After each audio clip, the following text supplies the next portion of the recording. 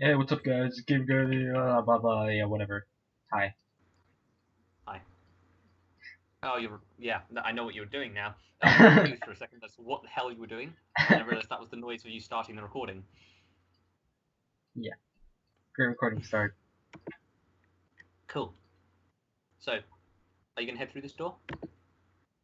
Um, I'll tell Oskar to go through it. Hey, what's up, Skate here? Hey, yo, Oskar, go through that door. No. Huh. Well,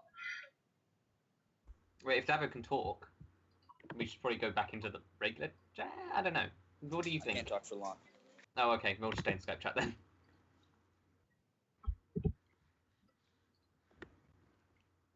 So yeah, you going through the door? no. It's literally the only way you can go. No, I don't want to go. I like it all sending each other. I'll also say, Lime, as you investigate the door, you know that there isn't any traps or anything on the door. Okay, that was Oscar steps through the door and she ends up on this map, on the Roll20. I know he can't see it. To him, it looks like a hallway. A long hallway, Yeah, which I will sure. reveal more of now. Follow. Everyone, I assume, steps through the door, yeah. Wait. What's this? What's this?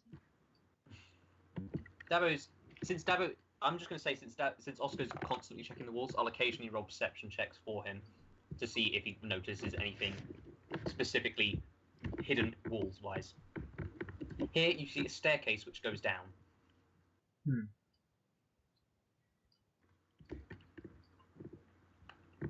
I don't know if any of you can move. No, it's okay. Assume Oscar's moving with you as well, guys. I just want to continue walking down here. I'm gonna head down. See you later, nerds. Well, it's not really. It's not. Here's the thing. It's not that much metagaming. I mean, I gave the hint willingly because, trust me, 10 minutes into this place and you'll realize there's secrets in here. It's a very secret place. Is Roscoe going down the stairs? Bongo? Yeah. Roscoe going downstairs. Is Mera continuing that way? Okay. I'll do Mera first, and she's right up here. She walks a little bit, and I'll just reveal this area to you. Yeah, I'll say you can actually see this room because it's not dark. It's dimly lit. You see this. Now, I should be clear. This is basically this blue area is basically a walkway, and there are several doors around the place. This area here is actually an empty space to the floor below it, and below you can see quite a lot of chairs, tables. You see a family portrait. You can also give me a perception check, Mera, while you're looking there.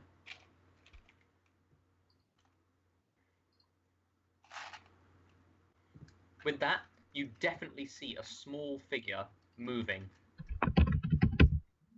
You couldn't tell what or where, but somewhere on the lower floor there is a figure moving, and it looks quite small. Oscar's shouting, "Check the portrait." Currently, you're not actually able to get to the portrait unless you literally jumped off the balcony. It's on the floor below. But to be clear, it's about here, Mera. It's underneath that walkway. The portrait, and there's a bunch of chairs and tables down here. I just haven't drawn them, and it's about a 15-foot drop to get there. Roscoe heads downstairs to the ground floor. I'm half on the Roll20. I'm looking at the recording of the Roll20 because I'm trying to do some stuff. Okay. Yeah. And Roscoe currently does not have knowledge of there being a thing downstairs because, yeah. Okay, you can do that, Mera. I give you permission to get ice cream. Roscoe is there. Can you see this page? I don't know if you can even see this page. I can see it. Cool. This is where you end up. You head down the stairs. You see a trapdoor to your right, quite a big trapdoor, and to your left you see a small doorway. Okay. I'm gonna check the door. How are you gonna check the door? What do you mean by check the door? Look it over, see if there's anything traps or anything. Give me an investigation or a perception check, whichever one you want.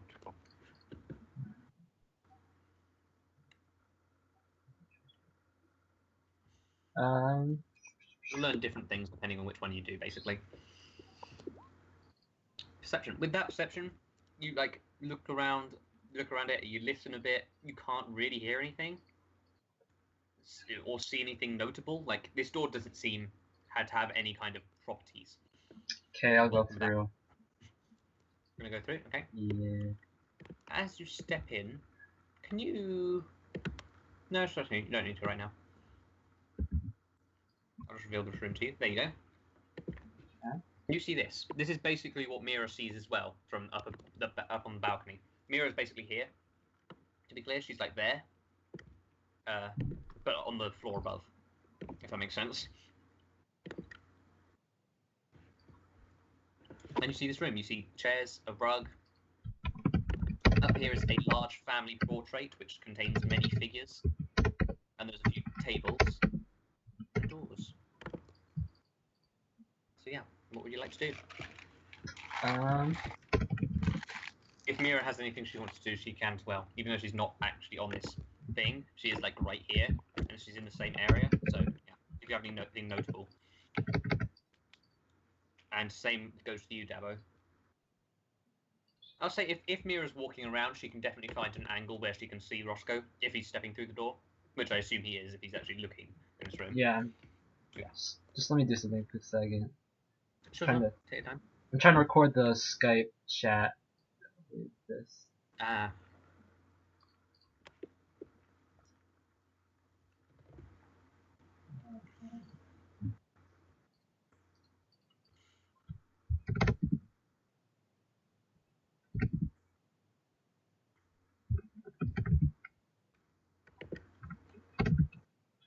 There we go. Okay. Audio. Scale down.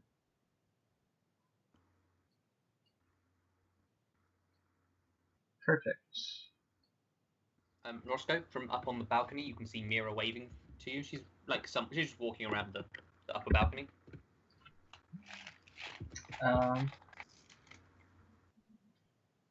It's pretty clear that these two things are connected. I guess I'll wave back. Pardon? I'll wave back. Oh, you wave back. I thought you said you go back, and I was like, wait, what?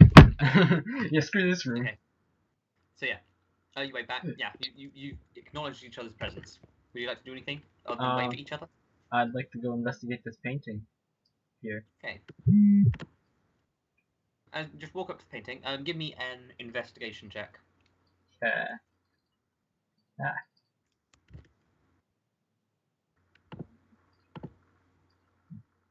Damn it. And Oskar just walks up to the balcony and starts waving, and both Mera and Roscoe have already moved on at that point. With that investigation check, yeah, you look over this painting, and I will just...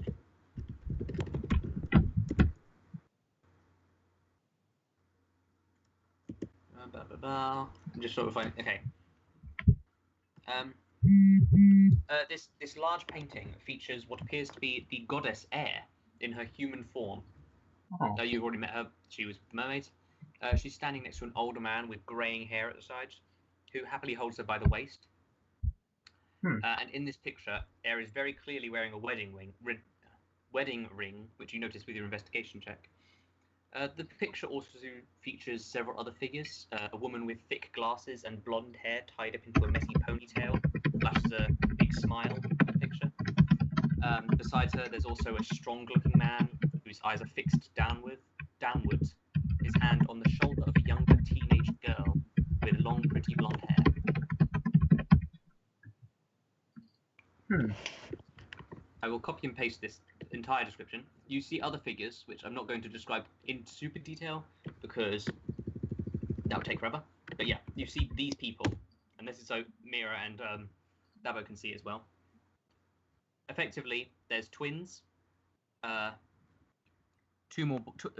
There's two couples. There's a couple of boys, a couple of twins, and another two children. So quite a lot of people, basically. I'll check in total how many people there are in this picture. I've got notes. 3, 4, 5, 6, 7, 8, 10. 10 people in total.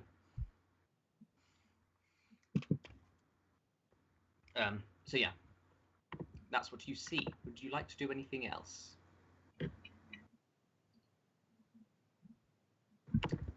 While you're doing that, Mera, are you doing anything on the first floor? And Dabo, since you're also on the first floor?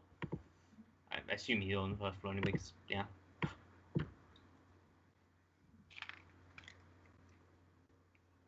On this first floor, you can see several doors in a sort of a circle shape center.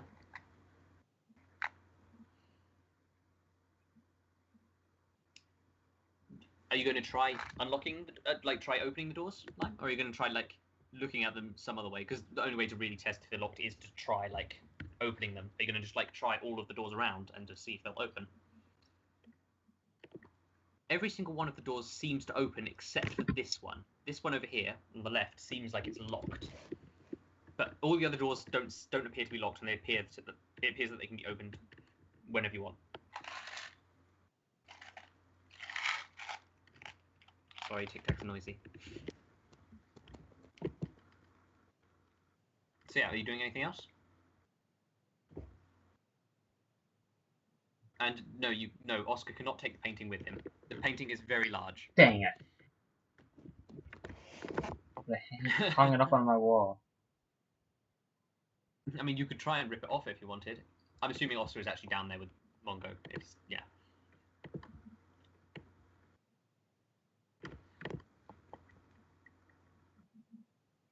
No, we want a painting of Era. This Era. Era is actually very beautiful, you notice, in her human form. It looks very similar to her god form, except way, way, way smaller. Ooh. Can I at least tear off a piece of the painting? Okay. Give me a strength check.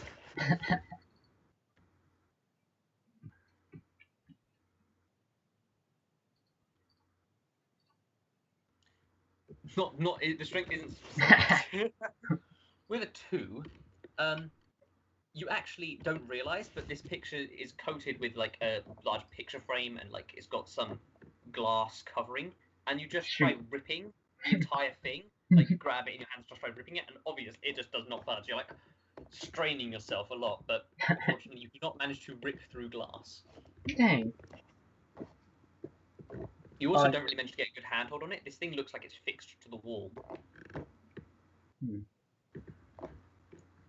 Mera, are you doing anything while this picture theft is going on? You can enter that room, which I just closed off. There we go. There. You can enter this room. Would you like to? Okay. 1 second though. In this room, you see 2 figures staring at each other. 2 statues, suits of armor. You'll see a double bed and desk, some other personal belongings. This looks to be a bedroom. Wait 1 second.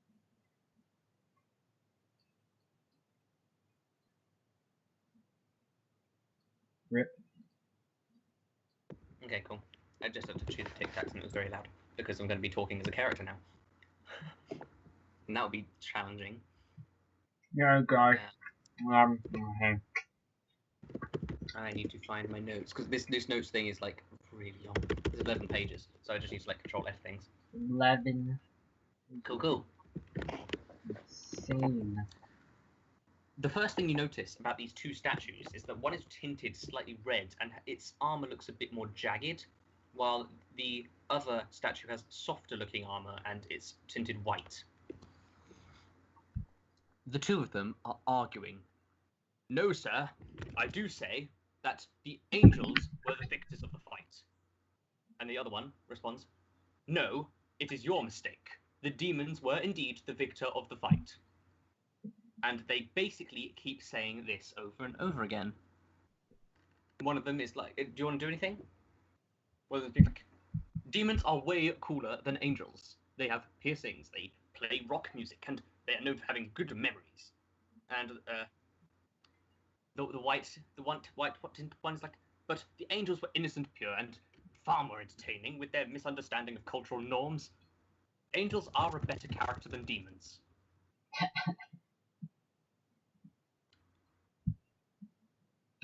So you saying anything? Doing anything?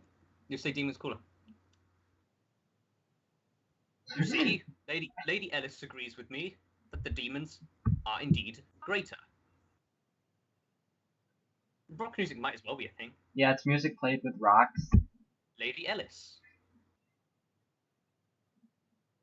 Ellis.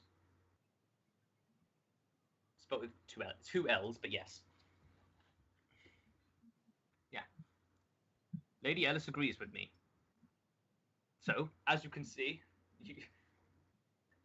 are you saying who's Ellis? You're Lady Ellis. Oh, shoot. I see what's going on here. Oh, fine. Mera, if that is what you're going by now. I get it. This is a good one, BT. This is a good one.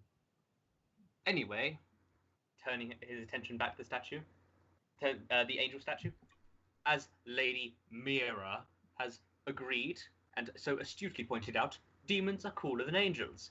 Demons are a better character than angels. And she's like, no, you have this wrong. Angels are far greater characters than demons. Mera, as these two are talking, can you give me a history check?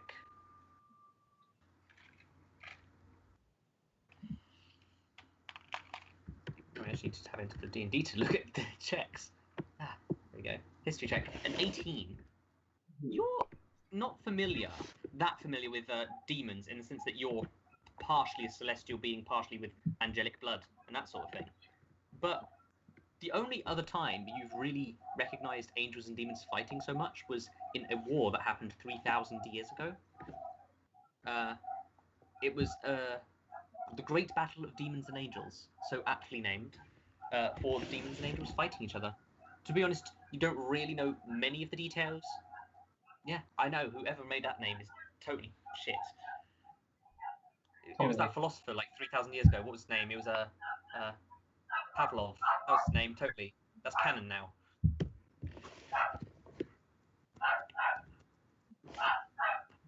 Suddenly, a dog attacks Mera, jumps through the room.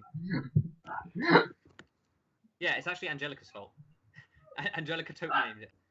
But yeah, you know that was a battle, but you don't really know much about it. These two basically seem to go back to completely ignoring you, and they're just basically yelling petty insults at each other. Well, angels are pure and innocent, yes, but demons are better in bed. Oh, okay. It's getting more and more petty as time goes on, and it seems that these two statues, these two suits of armor, animated suits of armor, are not going to reach conclusion, but they completely ignore you. Yeah, look in the desk. Are you looking for anything in particular, or just sort of browsing to see what's on it generally?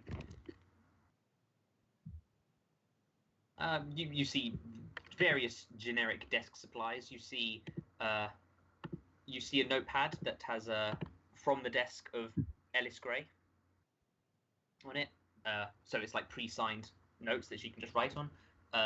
It's pretty clear that a couple have been living here. A couple of people, a woman and a man, by the clothes that are scattered around the desk.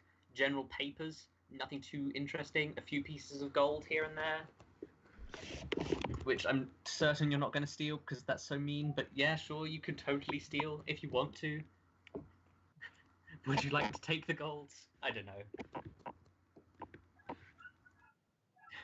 Suddenly, Roscoe runs in. It's like 5 gold. Would you like to take it?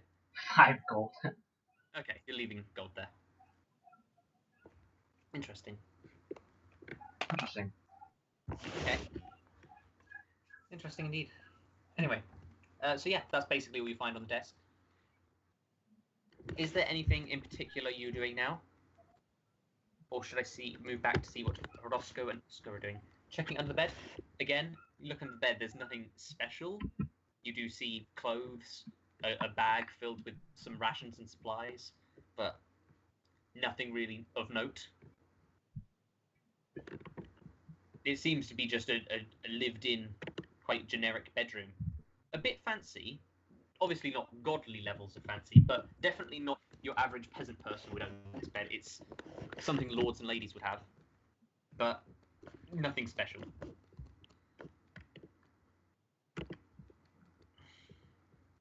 Okay, Roscoe and Oskar, you are back in the main foyer, shall we say. As you are trying to pry this painting off the wall, both of you, and I'll roll for Oskar, can give me perception and stealth checks. So perception is a 7, and stealth is a... I'm going to re-roll because that lines up thing. Is a natural 20 for the stealth. Oh. Oscar's silent. And Roscoe doesn't make much noise. Even though you're trying to rip this thing off, you actually end up not making that much noise. It's quite quiet. Roscoe also hears something. Somewhere over here, from one of these two rooms on the left, you hear some scuffling of footsteps and some clattering of plates. It's definitely not like someone has just ran through or anything. It's quite a constant noise, and now that you're listening to it, and now that you point it out to Oskar, I assume, it's that you can hear it. There's definitely people or something, multiple things moving around with stuff, but you can't really tell exactly what's going on. Okay, I'm gonna go into this room over here. Okay. I'm going to keep that stealth roll at 15, because I need to roll some perception checks. Like, yeah, I want Good thing they all roll like shit. Yeah, boy. As you look inside this bedroom, Oskar, what are you doing? I just want to know. I will put Oscar's character thing down here. Just because it's good to know what everyone is doing. Is Dabo here? Dabo? I don't know if Dabo's here. Dabo, Dabo? If you're talking, we can't hear you. That's line talking in Skype. I was like... I think Dabo's dead. Well, Dabo's not here. So yeah, you look inside this room. You can see two kobolds sleeping. Small creatures, sort of curled up on the bed. They don't really fit well. They're quite small, but they're definitely just sleeping on these beds. Is there anything you want to do?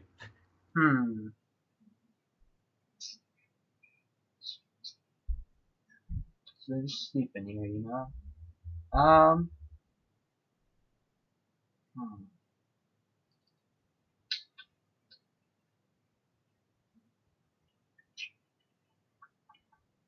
You see these two desks pushed up against the wall and two beds.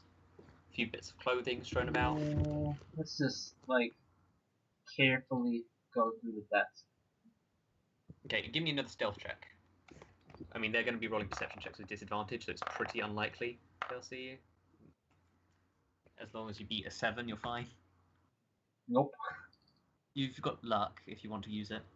Sure, yeah, let's do that.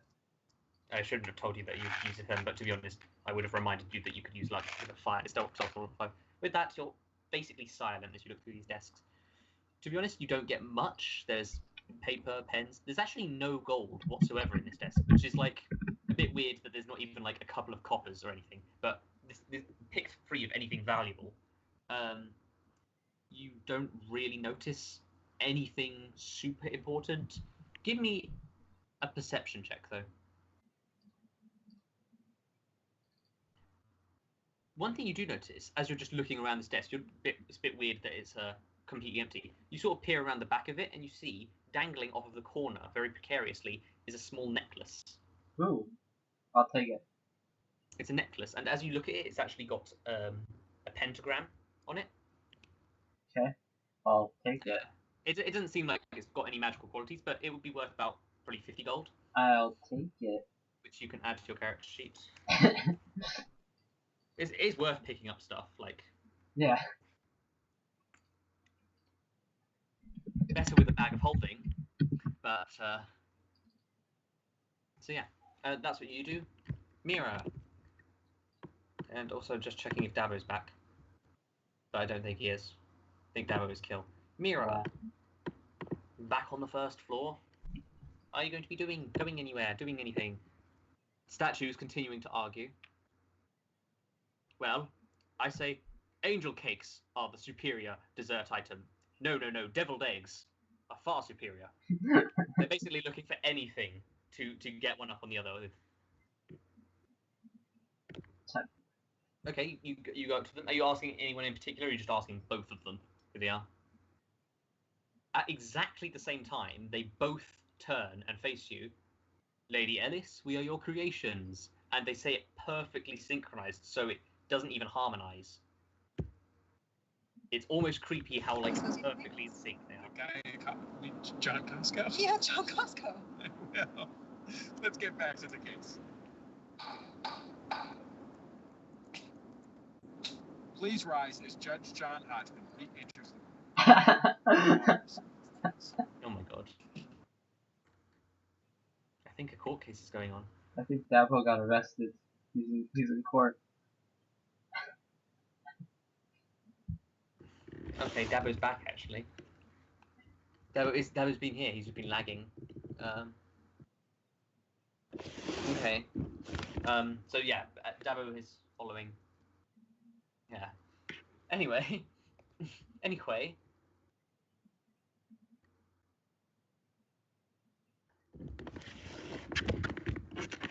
Dabo, that's not the right language to use, young man. It's yes, my cell service fucks me. Anyway, Mera, you're talking to these statues. They immediately answer your question and then just turn to arguing with each other once more. It's very bizarre.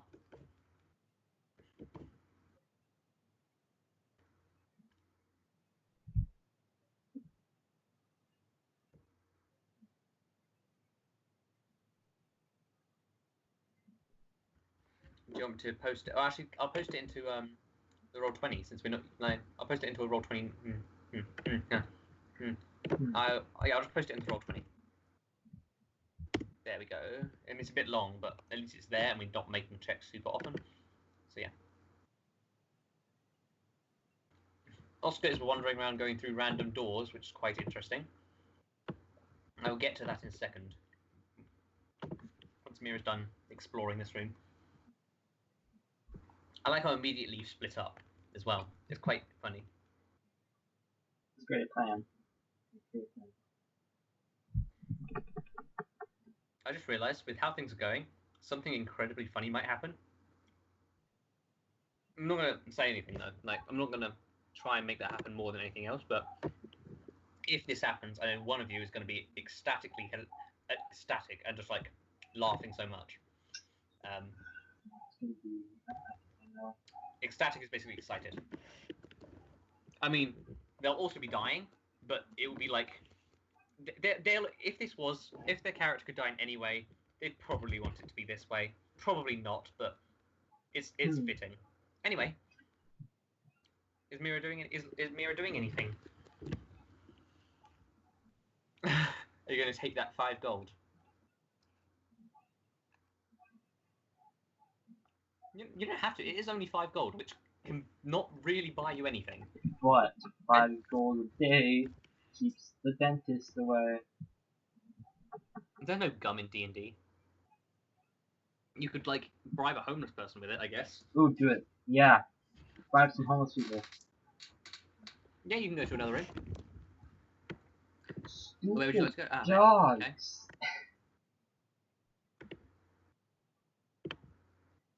You see another statue. This one not dressed in, but its armor is clerical armor. A large double bed. This room looks far neater, far tidier than the other room. But there are still bits of clothes lying around, quite neatly folded. Bookshelves at one side of the room, and a desk, much like the other room. What would you like to do? And I should also mention, this suit of armor is standing perfectly still.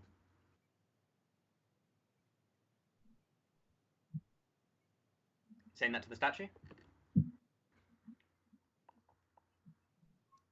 Hello, Master Marco. What? What? What? Okay. Polo. Yes, Master Marco.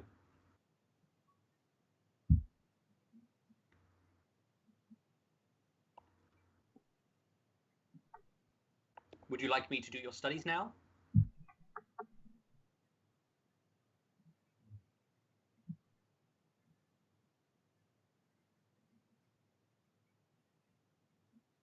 Solve what puzzle?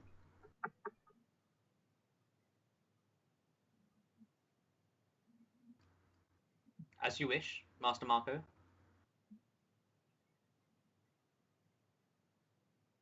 Okay, check the desk.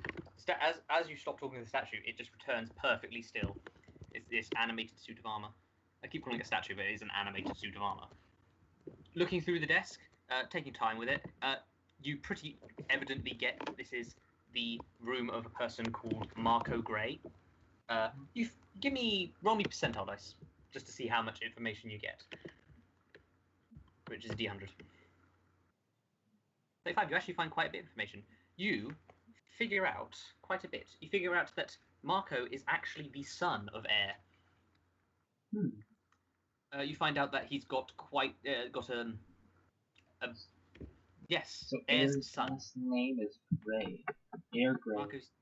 Marco also has Air. She's very old, hundreds and hundreds of years old. She's an era. She's. I mean, Mera's probably quite old too, because it's God's time. God's time is very different than humans' time, similar to how elves. No, Mera does not have any kids, but Air has got 3 kids, according to the information from Marco's. That's for you to decide if Mera has kids. But yeah, plot twist. Tetra is actually Mera's kid, and so is Angelica, who time traveled into the past. Anyway, yeah. So in his room, you find that he's got 2 sisters. You also get quite a lot of mention of a friend of his called Shabal. Pretty vague things. You actually also find one more item of interest. You find. Let me just see real quick. I just need to. This page is very long, but I think it's worth. Hashtag word. Okay, you find a goat plushie. What? In one of the desk drawers. Quite a cute little thing. It looks handmade. It's an adorable goat plushie. And Here with us, it has a little like dog tags. It has a little necklace around it and a little silver coin-sized thing that has some words written on it. Would you like to read it? It says, "Goat, any last words? Happy birthday from XA." It's the most adorable. It's probably the most adorable thing you've ever seen.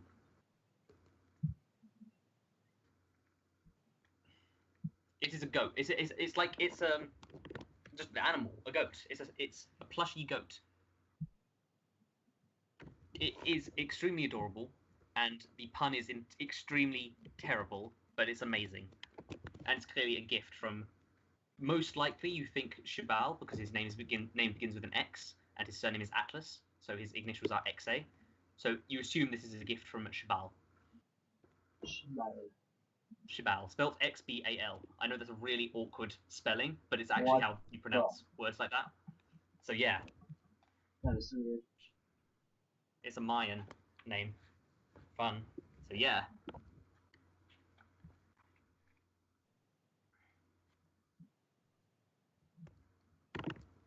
So yeah. Xbal. But yeah.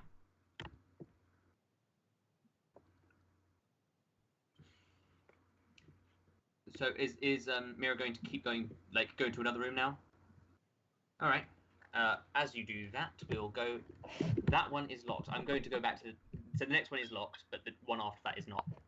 But I'm going to go back to Roscoe and Oskar. So yeah, Roscoe and Oskar. Oskar wandered into the next bedroom, and you can see that it's an empty bedroom. Roscoe, what are you doing? Are you still in this room with the sleeping kobolds, or? Yeah. Can I check the other desk? Yeah, you can check the other desk. Looking through it, it's basically the same story. I'm not going to ask you to make another stealth check. Okay. Everything's taken. You look where I'm correct. Thoroughly can't find any kind of necklace here or anything, but it's very stripped bare, this room. Oskar finds a similar case in the next room, where it's only got one bed and one desk, but everything of value has been taken from this room. However, you do notice there are quite a few goat plushies in this room. Like a considerable collection of them. Gold plushies. Upwards of 15, and they're all like homemade. Yep. Boy, you crazy.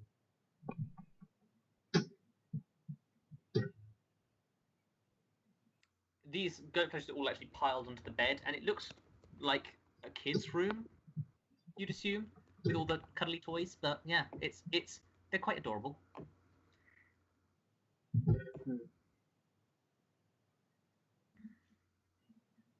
I'm just going to roll a dice to see if you notice something else. With 19, you also notice there's a bit of an etching on the bed frame that says the word Mallory on it. Like it's been etched in with a knife or something. Roscoe, you going to do anything while you're down here? I'll go down to this other room. To the room. Make me another stealth check. Yeah. As there are 2 kobolds sleeping in a little pile on the bed in this room.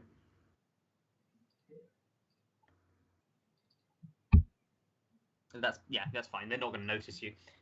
Looking around this room, it looks completely bare. Like the other rooms had small bits of paper lying around that didn't really say much important stuff. This room looks empty. However, there are also sword racks along the wall and places where armor would be, but it's all not there. Like there were clearly been quite a lot of weapons and armor hung up in this room that are all not there now. Huh. I'll head out. And 2 more sleeping kobolds. Okay. Anything else you want to do? Check under the rug. You check under the rug, and there is a trapdoor under the rug. Yeah.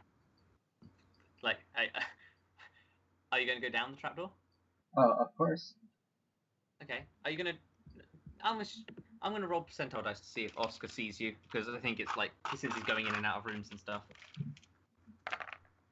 78. He does not notice as you go down into the basement. You see this rug? It's the design is probably gonna add another 100 gold to Oh it. god, no, not please, no. Not fucking appraisal expert Roscoe. Stepping down underneath the rug, What? Roscoe sees 2 skeletons, and there is a stench of blood. Ooh. These skeletons aren't the living kinds of skeletons. The skeleton. They are the dead bodies. Give me... No, you can... I'm not going to tell you to give me any kind of checks. You need to do stuff in this room before I tell you to give me Can checks. I look in this box? Can you look in the box? Looking in the box, you see various bits of goat fur. Oh no. Oh no. The entire box seems to be quite full of it. Looking around the place, you also see other materials for making things. Lots of thread, a few needles. Oh no. Okay, can I check out this I like thing? how there's not that much goat paraphernalia in this session or anything. You're just getting all of the goat paraphernalia in a row. Okay? This is making this seem like a really weird session. Perfect. Okay, what's this? I'll look this. That is a very special looking goat plushie. It's expertly crafted. It almost looks like a real goat. It almost looks like a duck. It's because there's no... It looks really good, okay? It looks so good. It looks awesome. And you feel some kind of magic coming from it. Ooh. Yeah, can I just take this? As you take it, give me roll me percentile dice. You can take it, but just roll me percentile dice. Okay, not enough. But yeah, you take it. You can add special goat plushie to your inventory. Special goat plushie. Yes, it does have magical properties, but you do not know what the magical properties are. The first one, it was I will check what the pun was in the first one. It was goat any last words? Happy birthday from XA. Goat any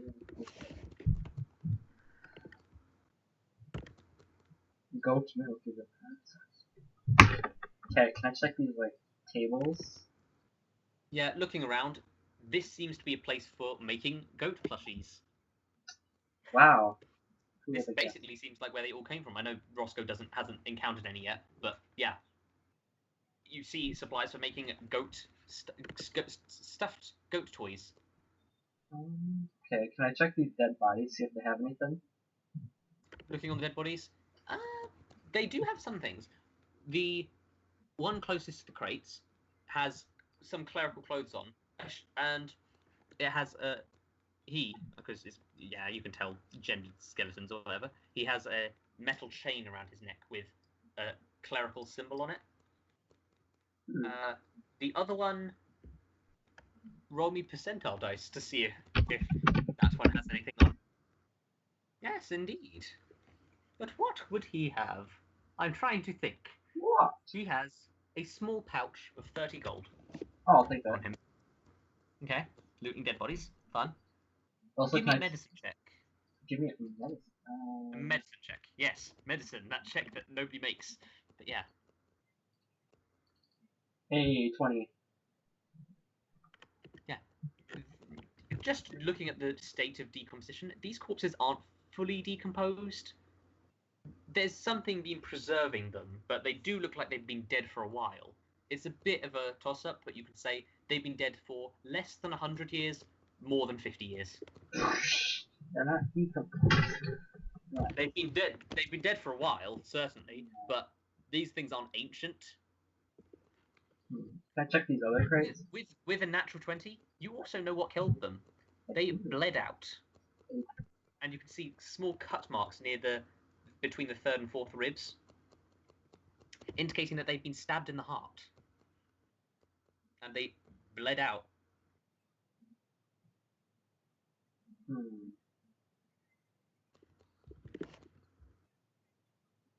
Anything else you want to do in here? Check the remaining crates. Looking through the remaining crates, you just find generic plushie making supplies. Nothing super special. You also find a crate full of potatoes, actually, in this room. Oh, sweet. I'll take a potato. I should mention, completely rotted potatoes. Because they've been down here for, like, more than 50 years. I'll still take a rotten potato. You try taking a rotten potato and it just melts in your hand. Oh, it smells horrible. It smells worse than the blood. Okay. I'm gonna look at the walls and stuff. You're investigating the walls? Yeah. Okay, just give me an investigation check. That's cast a spell check.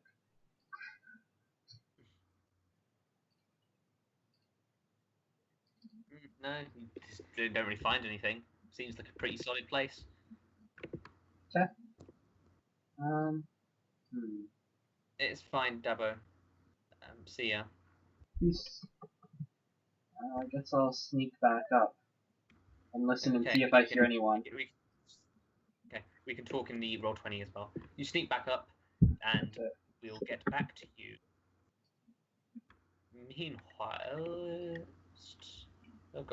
Meanwhilest, Mera is on the top floor. Not top floor, that floor. There we go, the first floor. There we go. I didn't know my own labelling system because I'm using the British labelling system, and I got confused. So yes.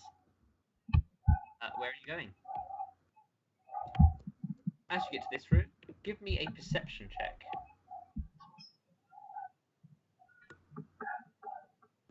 Oh my word. Okay. Oh. It's just another door. Perfectly normal. Perfectly normal. You know, this place is really quiet, you know? Yeah, really. There's definitely not anything here. Nothing. Totally. No one. Definitely haven't heard anyone. Looking around this room, the floors are tiled and they've got small grates. You assume these are showers. Old school showers. The walls make it somewhat like a maze.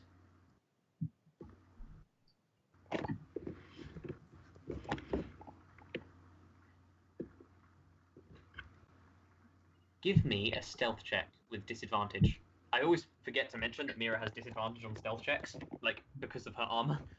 She's just like clunk, clunk, clunk, clunk. Unless she's like flying, I guess. You can't hear me. Clunk, clunk, clunk, clunk. Okay, 9. Okay. You see a skeleton on the floor. A dead body. It is deceased. Oh no, indeed. Rest in peace. Would you like to do anything with the corpse? That sounded really wrong. You kick it. Yeah, It's sort of like it sort of falls over. It's How actually weak. got a bit of meat still on its bones. It smells quite bad. Actually, retconning that, it doesn't have any meat on its bones, but it does have clothes. And clothes on, and blood. The skeleton is also pretty small. Does he have any item? You can look. Does he have any item? Okay, you're looking around the corpse. Nothing. Like, nothing of value. The clothes this thing was wearing was just like a potato sack, effectively. In fact, probably literally a potato sack. It's also small. This is the corpse of either a child or some kind of small creature.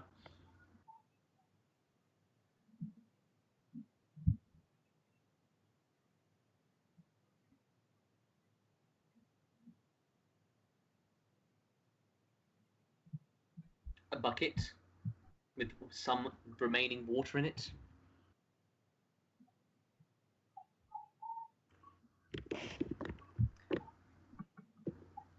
As you continue to clunk around the room, you're going to need to give me another stealth check with disadvantage.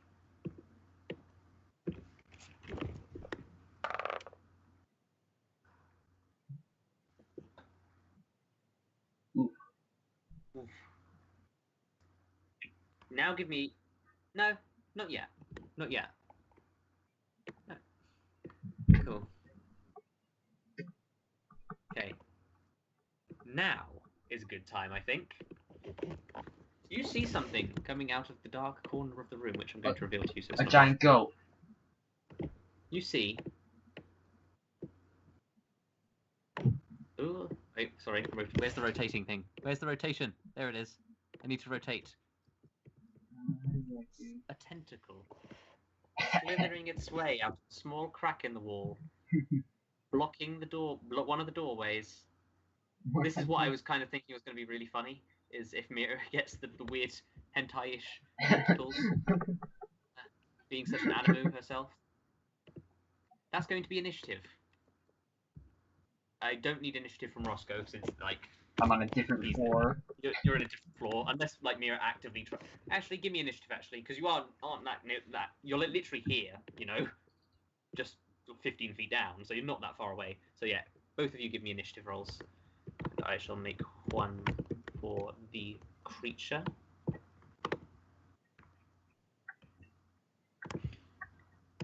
This could be interesting. Oh, golly. I didn't clear the initiative list. There we go.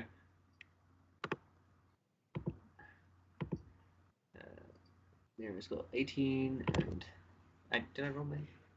Didn't roll mine yet. Ooh. 21. Ooh. 21. Everyone's rolling good initiative. And... Who am I missing? Ah, Roscoe. Roscoe just got out the trapdoor, which is like here. So yeah. You're 15 feet down there.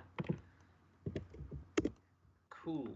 It is the tentacle's turn, but first... Mera can't see this part of the bathroom right now. There's two Roscoes. Are there? Oh, I didn't notice. I was like super far up on the screen. That Roscoe's gone now. Cool. And so is Oskar. Oskar can help out in a fight if you really need him to. But yeah. Nah. Mera can't actually see much at all right now, can she? She won't be able to see there. Cool. It's the tentacles' turn. Tentacles move and start squiggling about quite rapidly. Unfortunately, they're not in range of you. So they end their turn. Mera, what would you like to do?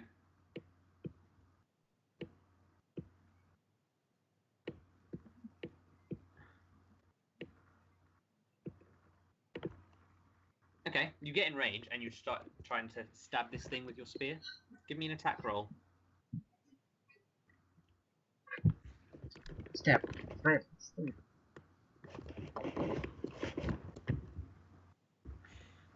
10, unfortunately that's not enough to hit. This thing's quite dexterous and hard to hit, especially since you're quite, like, you're trying to hit its edge. Are you going to use luck? Yeah, you can do that then. You can reroll. And it's gonna be worse. Oh, one better. 11. I don't know what their AC is. It is exactly 11. So that means it hits. You just hit this thing as it grazes the side of the tentacle. Please roll damage.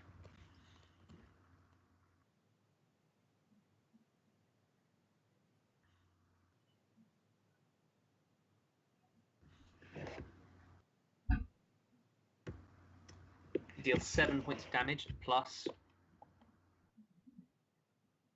It's also a D8 of cold damage, which you can do once per turn. And since you can only attack once per turn right now, yeah. Oh, good. 1 cold damage. 8 damage in total is not bad.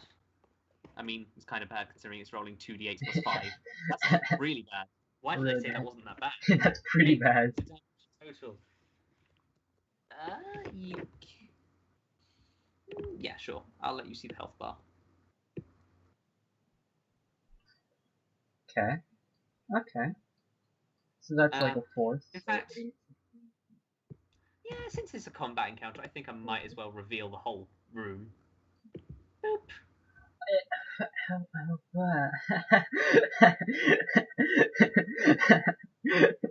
The reason I'm revealing the whole room is because these things aren't quiet.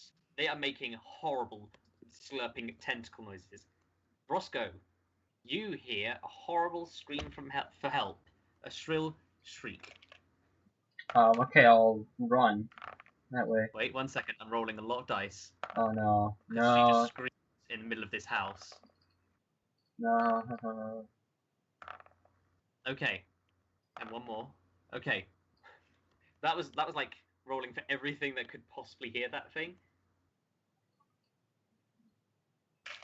I just need to make a mental note, by which I mean writing on my hand.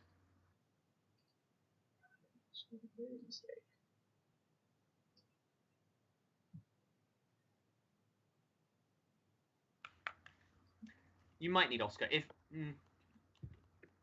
in lieu of having Oskar there, I'll just lower all their health by 10. Does that seem fair? I think that's a fair way of just balancing it out. So they all take 10 damage. Oh no. No, not your health. That would not balance it out. That would do the complete opposite. Cool. Yeah, just take away from your health, Mera. Huh? Nothing. Okay, so can I move? Run? It is. Yes, you can run. Okay, so yeah, this map is accurate. So yeah, you can. Okay. Cool. That's his movement and action done. Is there anything else you want to do? Oh, nope. I forgot to mention. Okay. No, I was going to say something, but if you don't remember to use your magic items, not my deal. Cool. Wait. Anyway, tentacles turns. Oh, Yeah. One of these tentacles shrinks back into the wall. And so does this one, actually. They both shrink back into the wall. And you hear horrible slurping sounds coming from beneath you. Not beneath you, but beneath the floor of this place. Mera's turn. I mean, I don't think it'll change much if I use it this turn or next turn, but... No, it probably would have been best if we're thinking about the same thing to use it, like, right away. Out of interest, what were you thinking of? And yes, that hits Mera. You can roll damage as you quite easily cut into this thing, getting a good hit in, dealing considerably more damage. 6 damage. This one, actually, you get quite lucky. The tentacle goes to lunge at you, and you stab it right through the center of it, stabbing it all the way through, basically skewering it, completely killing this quarter of this beast as the tentacles just shriek in pain and sliver back into their Who wants Tentacle high Bob? So yeah, Roscoe, what were you actually thinking of using magic items wise? Because that would be interesting to know if we think the same thing. The Libra Arcane book? Yes, indeed. That is what I was thinking. Roscoe's turn. Okay. Just so you know, you'll use 5, 10, 20 feet of movement to get up the stairs. Okay, so 1, 2, 5, 10, 15, 20, blah, okay. So you're just up there. Cool. Tentacles! Wait. The tentacles that have been squirming around under the... Wait. 15, 45... 35. There. There we go. Okay, cool. The tentacles that have been squirming around on the floor re-emerge, one blocking this doorway as its previous tentacle had been fell, and the other one comes out of the center of the room. It's not actually a whole thing in the center, a bit misleading, but this thing is like coming out of a drain in the center of the room, and the tentacles are wrapping around the walls. They're going to get a swipe attack against Mera, which is going to completely miss, because Mira's got 3 billion AC. It is Mira's turn.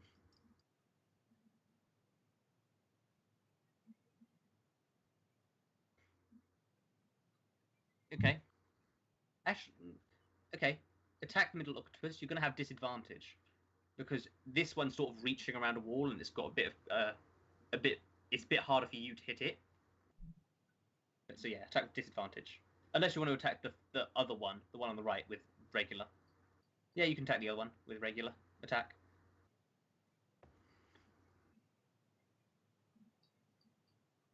$23, that's another hit.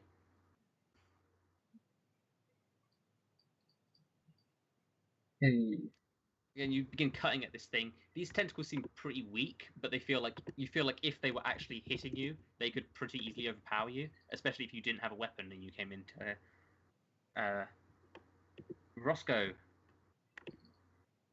Let's go. Okay, let's go. Just one running.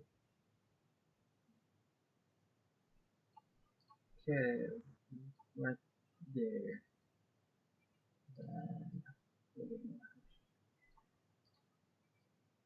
There, and then use the Libra Arcane Book to get there. Okay. Give me a Constitution saving throw as you just sprinted on your tiny little legs, running all the way up the stairs and up here. So you're going to need to make a Constitution saving throw to see if you're not completely exhausted.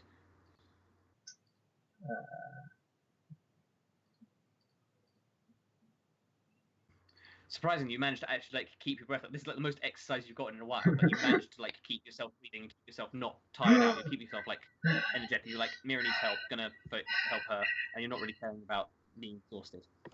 Tentacles. This tentacle. That's my sound effect for it. Just retracts back into the wall, quite horribly, and you hear these swirling things swirling around the place. Another one is going to try and attack Mera, wrapping around the wall, attempting to attack her, which is going to... Where's your AC? 23? No, it's 21. Why is 21? Isn't it 23? Where's your AC, Mera? It's 21, right? I'm not getting confused. It's 21. Yeah, okay. Well, this thing rolled a 23 anyway, so yeah, it hits. It does 3 points of damage. Oh goodness, Mera, Wow. are you okay?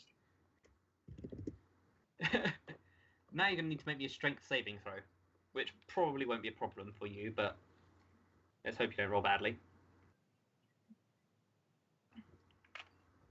Well, she's got luck. Yeah, this thing tries to wrap around you and tries to like pick you up, but you manage to like squirm out of it. You're pretty strong, and this thing's not exactly mega strong. Mera's turn.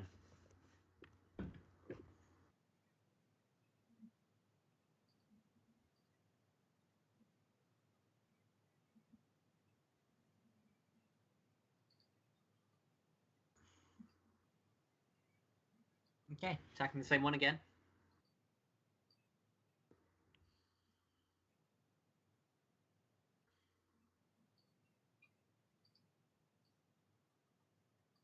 That's going to hit. And damage.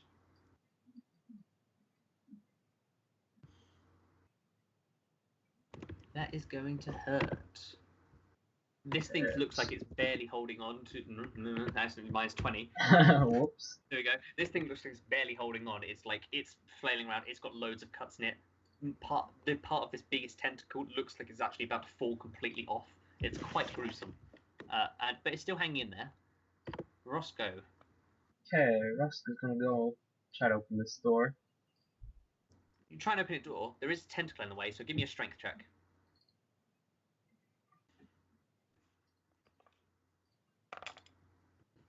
Yeah, you easily push this thing out of the way as you manage to like open the door. Just imagine the door's now open. In fact, with that, I'll just break the door down.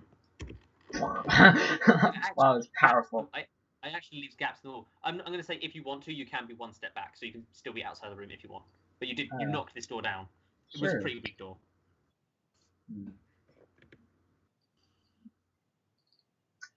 Okay. I'm gonna use Shatter. Shatter, okay. Okay, so Constitution saving throw for each of them. Okay. I just need to check something about Shatter real quick, because it might do something. I'll make the con saving throws. 15 and 2. I assume the 15 passes. 15 plus, like, 1 or something. Yeah, one of them pass, one fails, basically. Okay.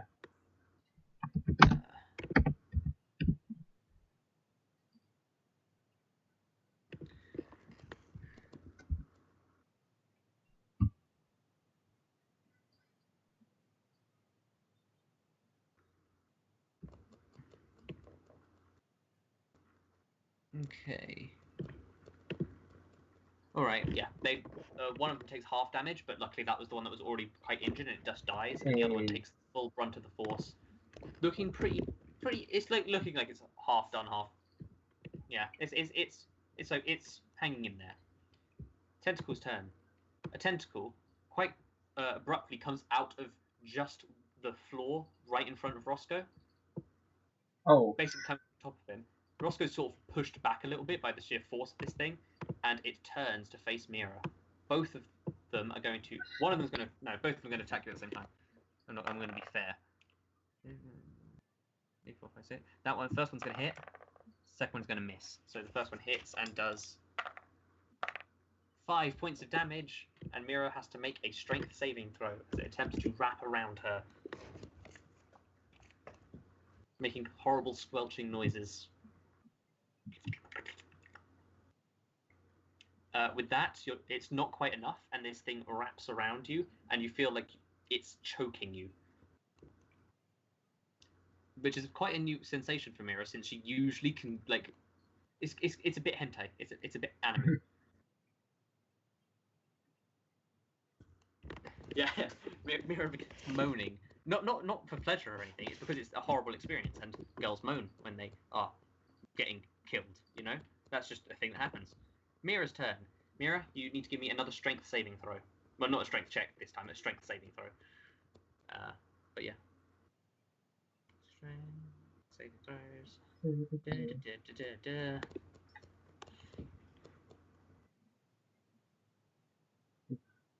Okay, that is not enough either, as this thing continues to wrap around you. You take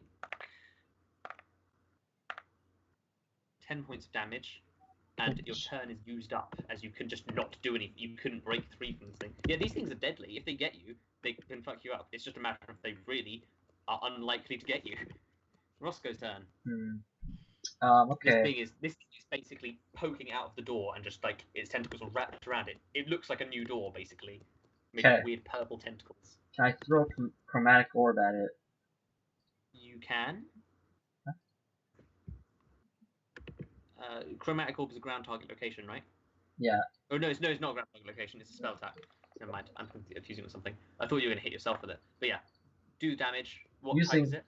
What? Thunder. Thunder. Yeah, I have a new thing set up that. Ooh, it just hits, but this thing just explodes in the center of the thing. It doesn't look like it's weak to it, but you hit it right in the middle, and it tore out a bunch of purple flesh. Just tentacly flesh is flying about everywhere. Get a bit on you. And what do you think of these macro? Get even more of Mera. That is really good macros. Good macroing. Good macro. Quite a bit of the tentacle goo just gets all over Mira's face.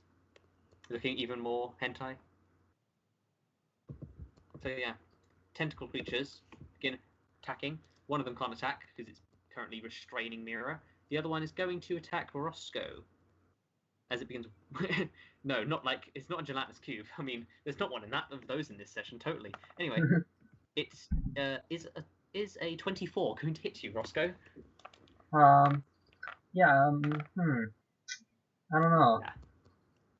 Well, it does 5 damage, and you have to make a strength saving throw as it attempts to wrap around you as well. Okay. Cool. 6. Unfortunately, this thing managed to wrap around you too. Now you're both getting hentied. Well, this is great. It's not the way I imagined I'd die. Mera, make a strength saving throw. It's getting harder and harder to do this as you feel like the air being choked out of you, which I should mention is very new for Mera, since she can usually breathe in water and stuff. Like, this is a very new sensation. However, she doesn't like this sensation at all, and so with quite a feat of strength, she just rips herself free from this thing. Unfortunately, that is your action, so you can't attack this turn, but you're now free from this thing. So you've still got your movement and a bonus action.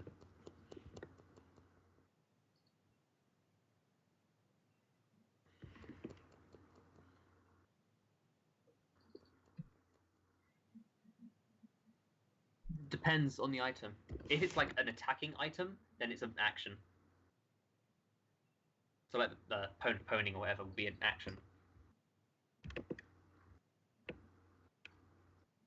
It basically depends on... Basically, if it does damage, most likely an action. The shadow thing would be an action as well, yeah. I mean, that's not the case always. There are some things, like spiritual weapon. Spiritual weapon is a spell that's a bonus action, but like, assume if it's a damaging thing, it's an action. Like, because that's just generally a good go-to.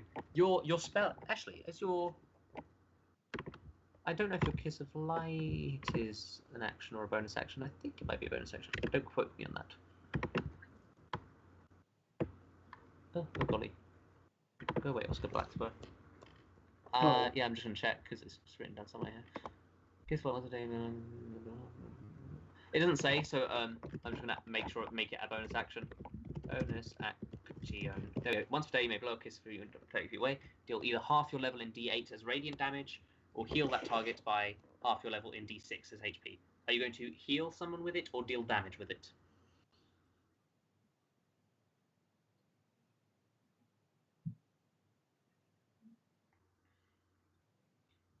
It's half your level, so your level is currently 4. 4. So it'll be 2 d8s of damage or 2d6 of healing, basically. It's an undodgeable attack, which makes it really good. It's just a once per day thing, though. 2d8s, and are you going to do it to which of the guys? The one that's wrapping around Roscoe, or the one that is free? Roscoe's. Okay. Takes 2d8 damage, so roll 2d8. As it is unable to dodge it. Radiant damage bursts through this thing. As this radiant damage burst attacks it, it's horrified as it takes 26 points of damage. It is weak to radiant damage, and it just like.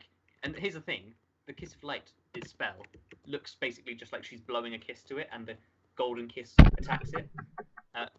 Very much like Aphrodite's kiss from Smite, that sort of thing. It's very like cartoonish spell, and it just obliterates this thing. It's like very innocent-looking golden kiss shape flying towards it, and it just burns a hole through it.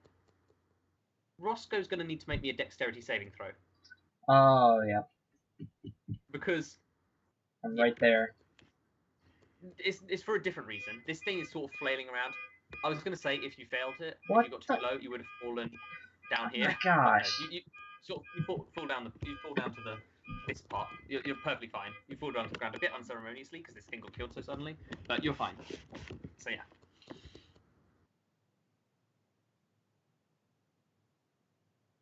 Okay.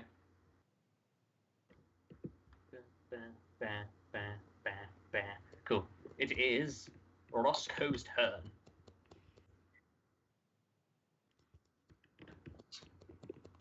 There we go, okay. Cool.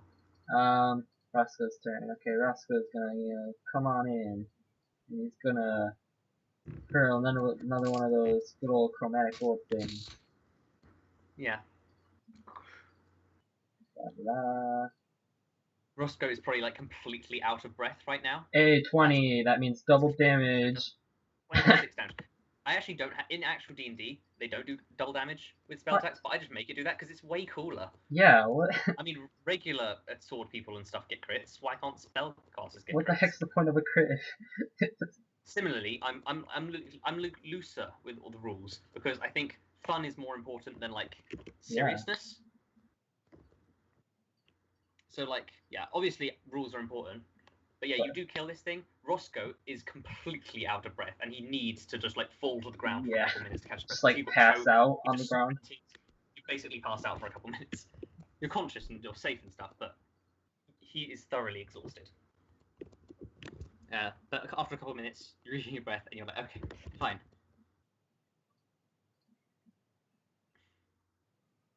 So yeah, you're back together again, which is good. Yeah, we're like halfway through the session. This is actually good. It's going at the kind of pace I expected it to go. You dance on top of the thing's remains, which is quite disrespectful, but then again, it did try to Murder tentacle you? Not necessarily murder, it just wanted to hug you with its tentacles. Oh yeah. It's not its fault that its tentacles kill people. Yeah, just choke me harder, daddy. Basically.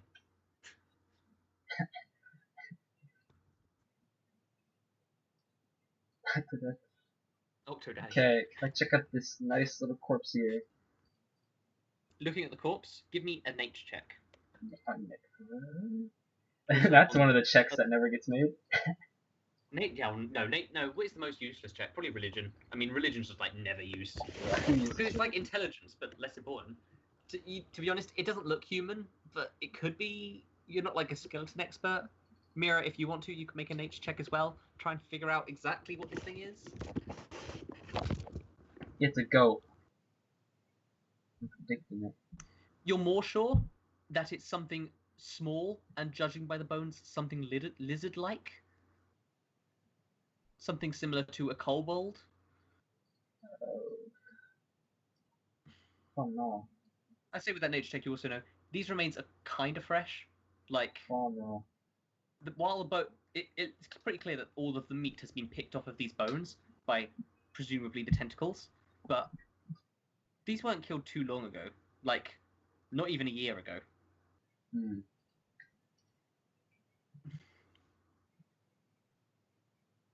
Any items? No, literally nothing. Like, there's scraps of clothing, and that's it.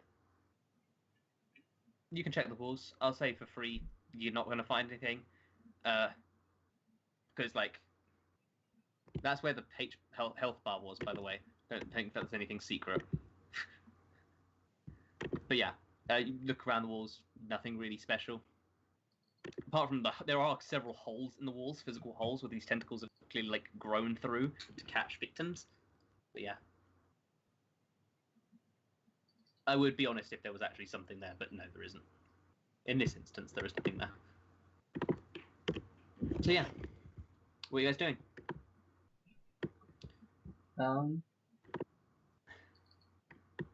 Next room. Heading into this next room, you see what is you're pretty sure it's a library, judging by the sheer number of books. You count 50 bookcases, which is a bit excessive. Huh. Also, looking around the room, you do see 2 skeletons. These ones, however, do look human.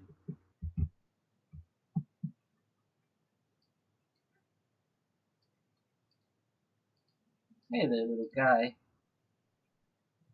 Looking at the corpse, it actually looks like the corpse of a woman, judging by the clothes. Very, very dark black bloodstains around her chest.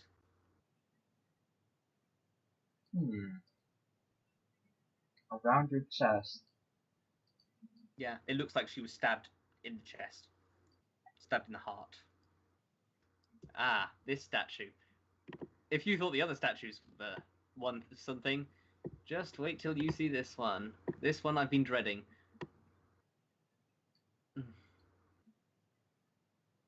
Are you saying hey statue to it? Did you just assume my statue?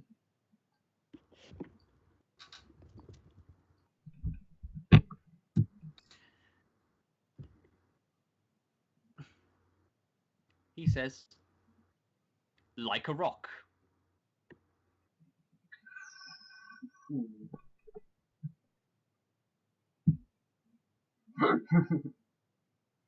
That's how the garden grows. Oh no, it's a rhyming.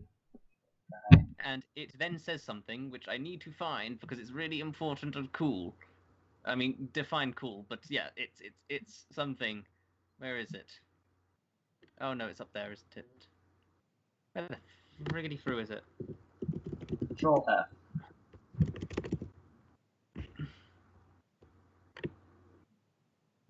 Oh my god, where? One sec. I need to find this thing. My notes are totally disorganized. But I will. Ah. A treasure hunter I see before me. What a pleasure it is to greet thee. I contain great treasures stored from a fancy magic hoard. If thou wish to take a plunder, you find yourself at a blunder. I am not willing to move unless you have something to prove. Prove what? Who that? Who that is? That is Dabo. Dabo. So yeah, that's what it says to you, Mera. I will copy and paste. It says that.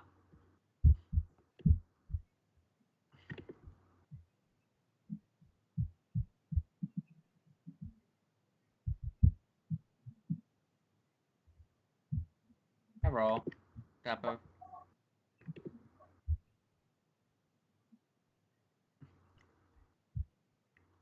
But do you have the groove?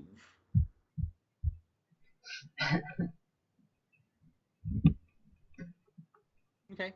As you dance, it just sits there quite emotionless. Give me a performance check, actually.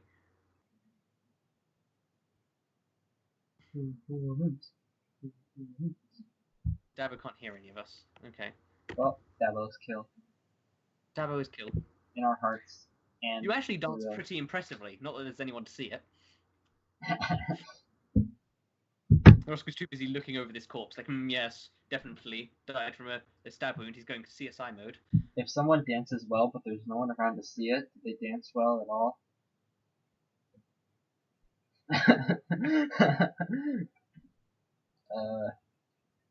Okay, I'll like walk over there.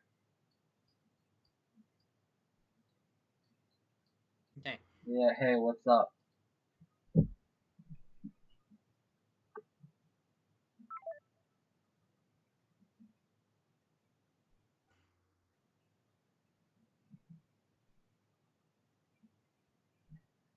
What is it?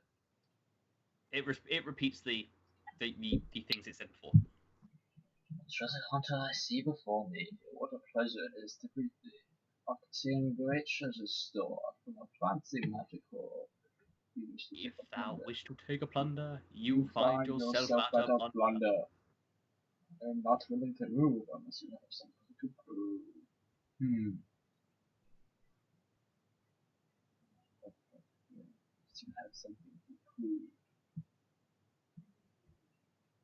So this guy probably has the bag of holding. Huh. Has something to prove.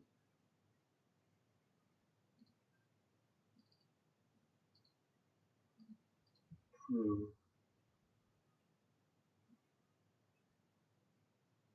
Who are you asking, Mera? Yes. Oh, okay. But you could ask him.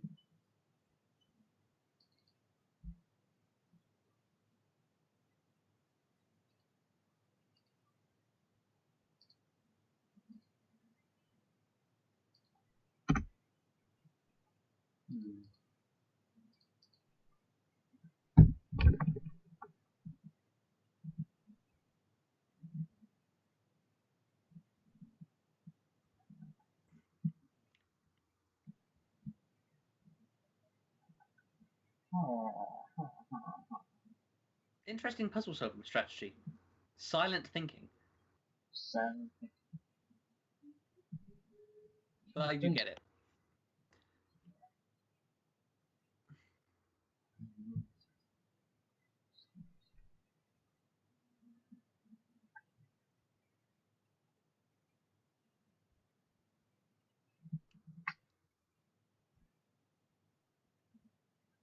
With a rhyme like that, there is a lot worse in store.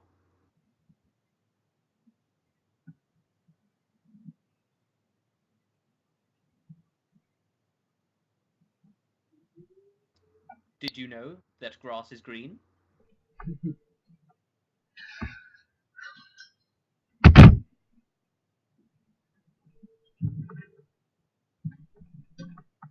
I do. Good for you. And he simply said, as you say, I do, he says, simply says, blue.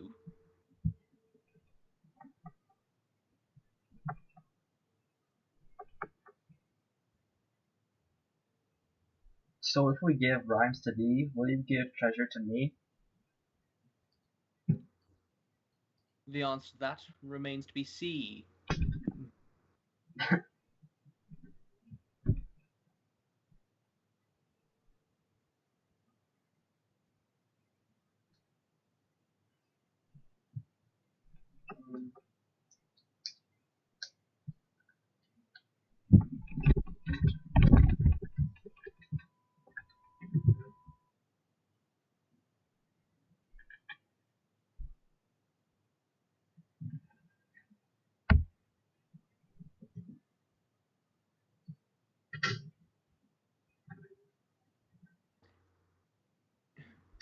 Helping you would be just great.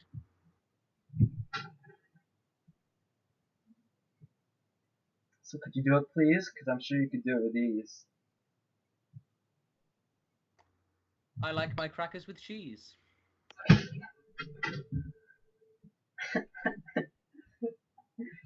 I'm so glad you don't get this puzzle, because this is really fun. Yes. Little cheese. Mm. Perhaps you should make a demand. Yeah, as it responds to Mera.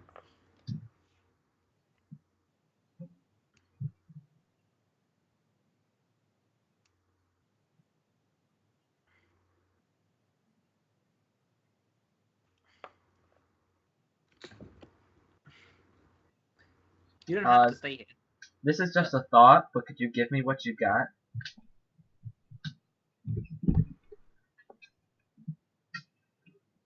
To be totally honest, I'd rather not.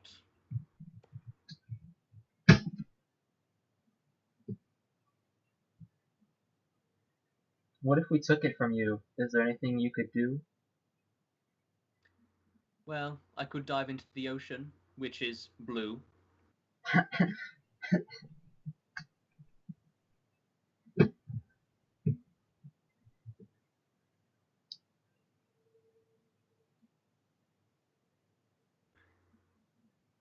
The statue actually remains completely, the suit of armor remains completely motionless when you're not talking to it.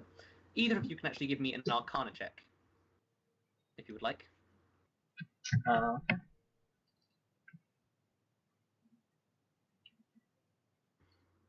Not bad. It's gone.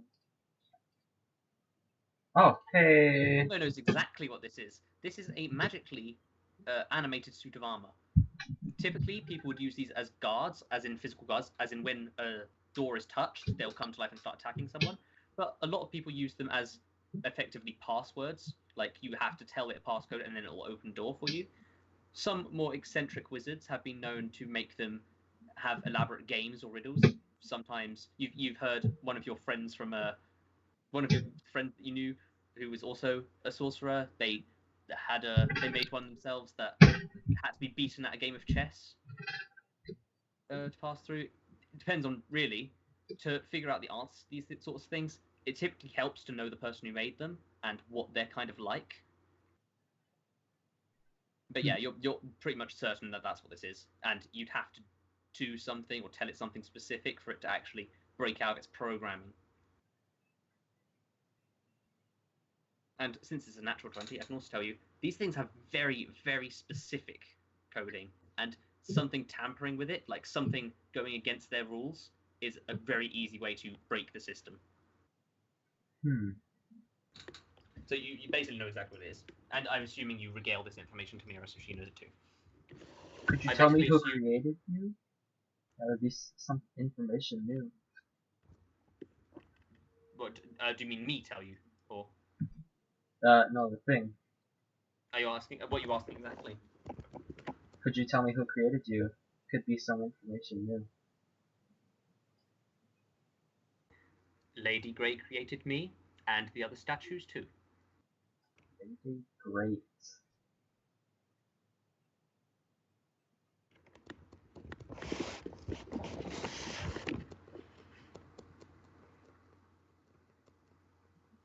So yeah. Any thoughts? Or are you going to try doing something else? I'll also say, if you want to, you can take a short rest, since you're basically just sitting around trying combinations with this thing. This can count as a short rest. And if you want to use hit dice, just tell me. Nah. Heal up. Okay. You get anything you get back on short rest, you also get back. I'm not sure if either of you get anything back. And that might just be Dabo with his like wild shapes and stuff. But yeah, you've taken a short rest. Let it be known. Roscoe's also like completely fine now from exhaustion.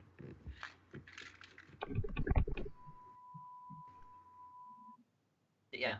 Any thoughts on what you guys want to do? Gonna stay here to keep trying things, or explore some more of this large house? I think we should go look for information about Lady Grey. Lady Grey. Lady Grey. Oh, wait. Lady Grey? Yes, Lady Grey. So air? Potentially. Mera also. I assume you also shared. Have you shared all the information you've gathered so far? I generally assume you do. And I'm not saying. I'm basically saying it's faster for me to say, Mera and Roscoe tell each other everything they know about this place than you to in character explain everything. So I just assume you do if it's safe to do so. You do know that Air does have two daughters by the looks of it, from Marco's room. You figured that out, that Marco has sisters and Marco's the son of Air, so those could also be Lady Grey. Wait, what did that person call Mera? You also don't actually know what Air's surname is. Well, I assume it's the same as her son. Potentially. Unless... What did that person call you, Mera?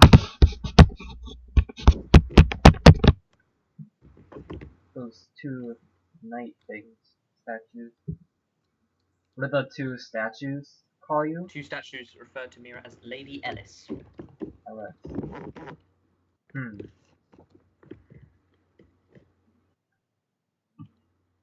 Okay. I would assume that's a different person. Wait, can we look through these books? Yeah, you can look through the books. Roll me percentile dice. Okay. Both of you, if you're both looking. Hey! Okay, and Mera can roll through percentile dice to see if she gets anything interesting. Both of you actually find something interesting. Mera, you find something particular. I'll start with Mera because I've actually got a better idea of what she finds. You find a book about the battle of angels versus demons. Quite a short book, but you figure since you were just thinking about it earlier, you could give it a quick flick through, and it tells you more in detail about the story. Apparently, the war was ended in a Romeo and Juliet style way, when one of the angels and one of the demons basically got married, had a kid, and that stopped the war. There was actually a phrase going around now. She sort of. Cool. But yeah, there was actually a phrase going around that was the kiss that ended the dispute. That's what you get from that. Roscoe, as you look around, you see a wide variety of books. You even find a spell tome. Ooh. A one-time use spell tome. However, you don't really see a title for it. Mostly because I can't think of one off the top of my head. Actually, let's just figure something out. I'll find something, okay? Okay. Suddenly I get the mansion. But you do find a spell tome, a one-time use spell tome. You're not gonna get the mansion. That's a level like Dang it. 7 spell or something. Yep, level 7. You can write this down. The spell. Roll a d4. Just because there's 4 hit listed here, and let's see which one you get. 4. You get Hold Person. One time you spell tome of Hold Person, which is actually a really good spell. So yeah, I don't even know if you can usually learn it. It's a bard spell, but yeah, you probably can already do that. And yeah, that's something you get. And if you spend a long rest, you can learn that spell. It's a level 2 spell. Awesome. So yeah. But obviously, until you spend a long rest, you can't do it. So yeah, that's what you find. all in all, the books don't seem to be personal books. They seem to mostly be non-fiction, fact-based books. So it was quite a miracle for you to both roll very good rolls on those percentile dice. Pretty great. So yeah, what are you guys gonna do? Oh my god, that's so sour. Very sour. Well, we got cool stuff. We didn't find stuff I was hoping, but Yeah, I mean, okay. I'm and gonna. also, with those low percentile dice rolls, those are actually extremely good rolls. So I'm going to tell you one other thing. You notice these bookshelves slide, but very specifically, they only slide horizontally. You don't really know if that's actually relevant to anything, but you just notice it. Okay. I'm gonna go back upstairs. Then go back downstairs. Up, down, up. I don't know. It is down. I don't know if it was Okay. down. But yeah. And what is Mera doing? That's Roscoe's going to. He's going to follow him or. Okay, go back to the Devil and Angel room. Go to the Devil and Angel room. Oh, I moved your character, sorry. But yeah. And Roscoe is going down the stairs. We'll start with Mera since same floor, and I'm lazy. So yeah, what are you going to do?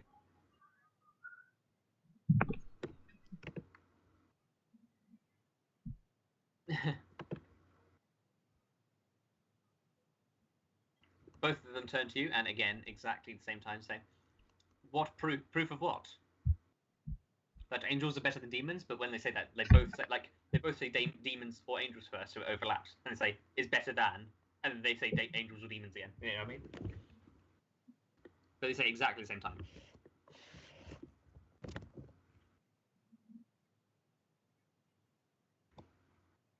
What book? They both say. Okay, you show them. Are you going to just show it to them physically, or read it out, or what? Okay, you read it out to them. You tell them the story. It's like, so what you're saying is, angels and demons both were equally great. They say.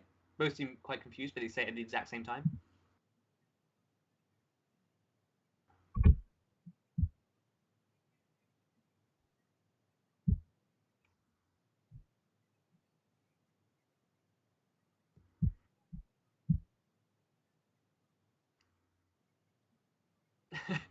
You will I do not know this Chris of which you speak. But thank you, Lady Ellis. You may pass. And you see as a small it's like the wall turns slightly liquidy and you can see through it, and it looks like this wall you can pass through. Oh. As you have passed the trial of the animated suits of armor.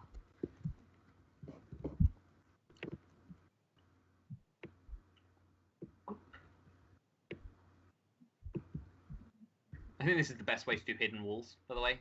Like, leave a gap so you can't actually see them. But, yeah. So yeah. Just so you know, Mera, this place is actually it's a little bit cramped, especially with your armor. Your armor takes up quite a bit of space, but you can get through it quite easy. You're not slow or anything. It's just you can't really. It's a bit awkward to move through. Definitely built for more dainty people. And it's just Mera's armor is huge, and she's got big wings. It's like she's a very big person in terms of like how much space she takes up. The goddess's food was good. Looking into this room, you see a lot of papers scattered around on desks. You don't really see anything other than papers, but you can look at them specifically. Are you going to just look around? Like, papers? Okay, roll me an investigation check. Because you are probably going to find some pretty useful things. An 11? Okay. That's alright. You managed to find one thing that's quite notable. You find a piece of paper which seems to be a family tree.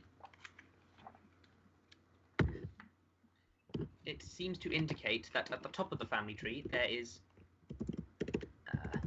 Ugh, this is I'm basically writing out the family tree. Air, the goddess Air, married to a man named Garrison. They have 3 kids.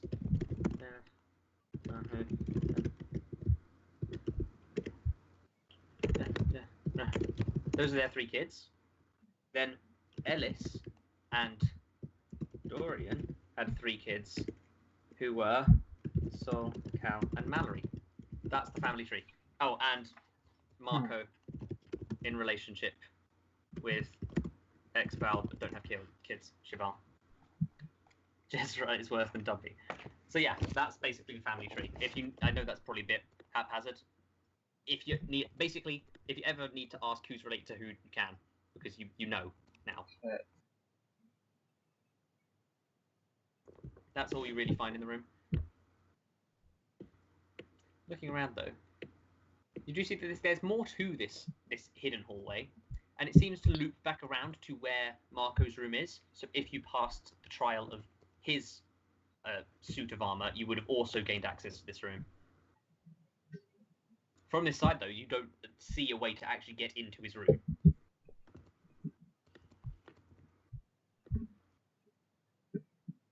No, you don't see any loot, just this family tree. There are other papers around in this room if you want to spend more time looking through them. Okay, we'll come back to you then, as you're looking through these papers very thoroughly, one at a time. Where are we? Ground floor with Roscoe. Where is Roscoe going on the ground floor? Where is Roscoe anyway? Can't find him. Is he even here? What? Where is Roscoe? I'm right in the middle of the room. Oh, there you are. Hi, Roscoe. Roscoe, where is Roscoe going? Ah, I forgot to mention, actually. Okay, there's a lot of sweat involved. Actually, Roscoe's currently there, yeah? Because he has to be here in a second. He just went down the stairs. Oh no. So yeah, you just go down the stairs. Okay. What, are you going to do anything?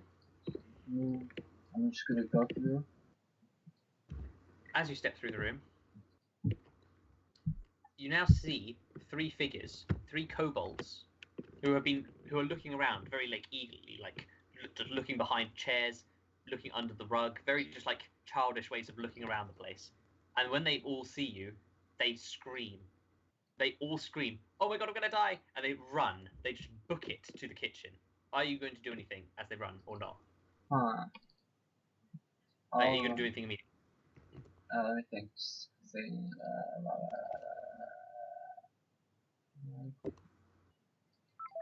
So, where are they all as they run?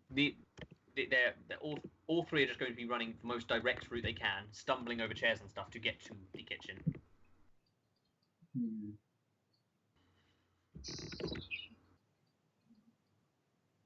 Yeah, okay. So when they're as close as possible together, I'd like to use Shatter on them. Okay. You don't manage to get all 3, because one of them will be able to get through the door first. Are you going to stop that one getting through the door, or are you going to focus on getting the 2 that are a bit lags behind? Basically, it's going to look like this. At a very critical moment, it's going to look like this sort of thing, where... Well, not like that exactly, but you know what I mean. You're only going to be able to get 2, is what I'm trying to say. Okay. Especially because of the chairs blocking the way. Okay, I'll get the 2. Okay. You don't even need to roll damage or things. These things are terribly weak. You cast a spell and they just die. It makes a lot of noise, and this one slips through the door. They actually roll damage actually, because it might be important to something. They're definitely dead, but okay, that's actually all right. One of them doesn't actually die because past the con saving throw, and these have 5 health. One of them is falling on the floor, no, please don't kill me. Just slumped over on the chair from the shower. The other one is dead. Okay, I'm gonna run up to this guy. Okay. You can run up to the guy. What's going on here? Please don't hurt me. Why are there so many dead bodies? I didn't do anything. It's very hard to understand. It's got snot and tears just streaming down its face. Right, then who did this? And it's clutching its wounds, really injured. I don't know anything.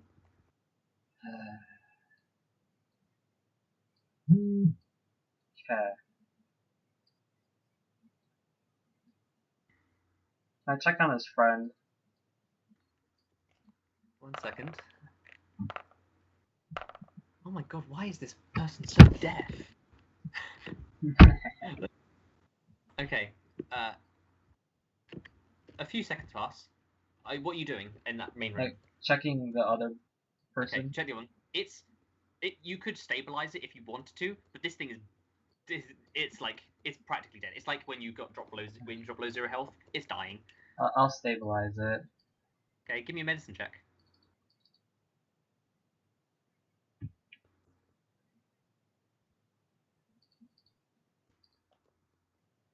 Okay, I'm rolling a death saving throw. You can give me another medicine check. Okay, that does stabilize it. It's stable, still unconscious. The other one is looking horrified as it sort of like makes a pitiful attempt to hide behind the desk from you. A few more seconds pass. I just need to move some figures around. And slam! The door slams open, and probably the most imposing tiny thing ever steps out of the door. It is another kobold, which is wearing a white sock stretched over its forehead as if it was a chef's hat, carrying a kitchen's knife and a small pie tin as a shield. I will defend this kitchen with my life! And it locks eyes with you. You need to roll initiative. Mera, you might as well roll initiative as well, just in case it's relevant. It probably won't be, but it might be.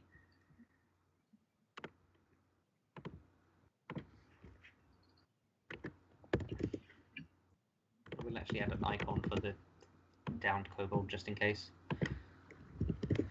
So that's you, and then kobolds are at that.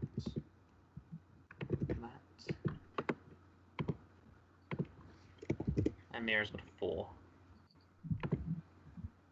Just gonna put Mira there, and then 4. And that's supposed to be a 15, not a whatever that is. There we go. 2005. That's what it means. It still says 5 on my end. Oh god, stop. No, god. Jesus. Damn it. Okay, cool. That probably works.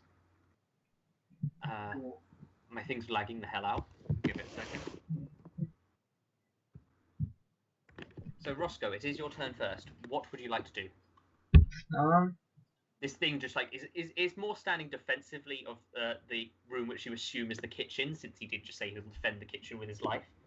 And it really doesn't look that intimidating. It's like a foot shorter than you, and it's wearing a sock on its head, carrying a kitchen knife, which is like pretty. It's not like a sword or anything.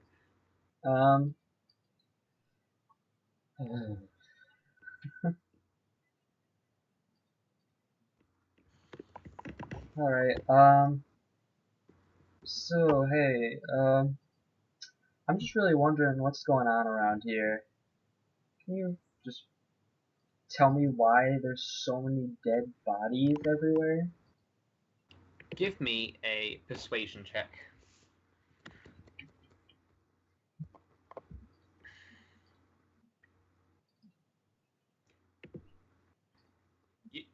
You're not hurt, Chitty? No, I'm not. I just want to know what's going on here. He looks a bit skeptical, but he's like, "Come with Chinny." And he turns and goes into the kitchen. You're now out of initiative because like a 21 persuasion with a thing that doesn't even really want to fight you. Yeah. The remaining I'll refill the room first. The injured kobold takes his friend inside, who is unconscious, and just puts it down on the floor. Chinny welcomes you to his kitchen. if you touch anything, Chinny will chop off your fingers one by one. Okay. This is a pretty nice You can kitchen now you see. got You here. can now see. You can now see. This kitchen was quite a fancy kitchen, but all the pots and pans and stuff have been like remade into like a big cooking pot that's now sitting on an open fire in the middle of the room. Clearly, these things are too short to really make use of the actual kitchen things, and have just built a big fire to cook things. They're cooking quite a lot of fish, and it actually smells like they're pretty good at it. Ooh, it smells delicious. Must be a great Probably cook. still pretty bad, and then he got to Southern California and then he used those fresh herbs. It's like, this Dabo? is brilliant. Dabo. Yeah. Cool. Thank you, Dabo.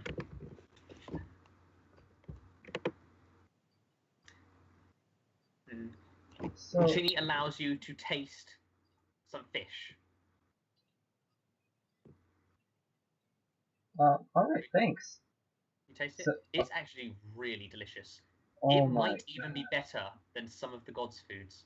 No, that's a bit of an exaggeration. I mean, you are eating like lethal fish. But really, you've had quite a lot of fish with your background stuff. It's really good. Oh man. Oh, what is in this fish? This is delicious. As you're talking, Chinny gets quite proud. He like looks quite up at you, like just looks quite pleased. Chinny accepts your gratitude. Now, what do you want in Chinny's kitchen? So, do you know anything about these bodies everywhere? Bodies? Chinny does not know about any bodies.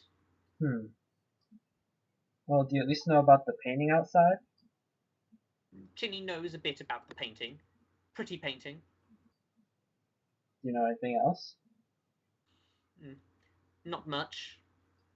Nothing at all. Chinny knows nothing. Well, And it he's kind of looks... he's darting his eyes all over the place. You can give me an insight check. Okay.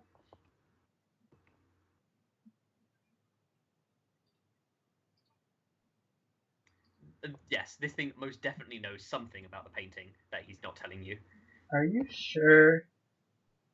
Kind of looks like someone I know. Chinny does not know. Like maybe air? As you say the word, he doesn't seem to have a reaction. Air is not a person. Air is breathy stuff. You dropped on head as a child. That happens sometimes. We cook the ones that get dropped on the head. So you don't know anything? I know things. I know how to cook. You're being insulting in Chinny's kitchen.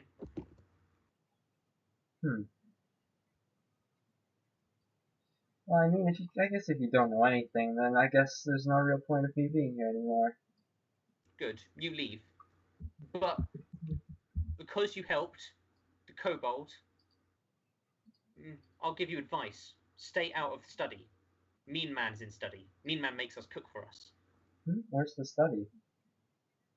And he goes over to the door and points to you, and basically points over here to that room.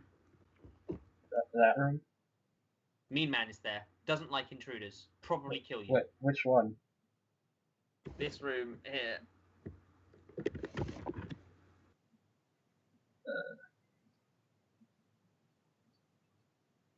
Do you see it? Oh, this big one over here? Yes. I don't know if you could see the door very well, actually. Might make that bit. I can see the door. Cool. Yeah, cool. So yeah, that's where Bad Man is. Chinny thinks you're okay, mostly because Chinny doesn't know that you actually injured the kobold. That's pretty cool. Keep on cooking, bro. Chinny doesn't like orders. Chinny will cook, but only because Chinny wants to cook. Well, yeah, follow your dreams, man. Follow your dreams. And he sort of just gives you a wary stare. As this is going on, Mera, you can roll me a D2. I know that's not an actual dice. I just need to determine which of these two things you find. Flip a coin. One. It doesn't really matter because, like, it's. I mean, to be honest, you probably got. To be honest, both of these things are pretty good. you can add to your what is it? Character sheet. For some reason, completely blanked. My brain didn't work. You can add to your character sheet 1 scroll of Cone of Coldness. What? I don't. Bongo might know how good that is. Kind of, yeah. Kind of very actually, considering you've only got level 2 spells right now. And I have a scroll of Cone of Coldness. Do you? Or, Really? I didn't even know that. pretty Scroll sure of I do. Cone of Coldness. Yes, it basically allows you to use the Cone of Coldness spell once. Yeah, I have 2 of them. I could not remember you giving you them. When did I give you them? I know I probably did. A long But I time just don't ago. remember. Yeah. Wow. I was generous.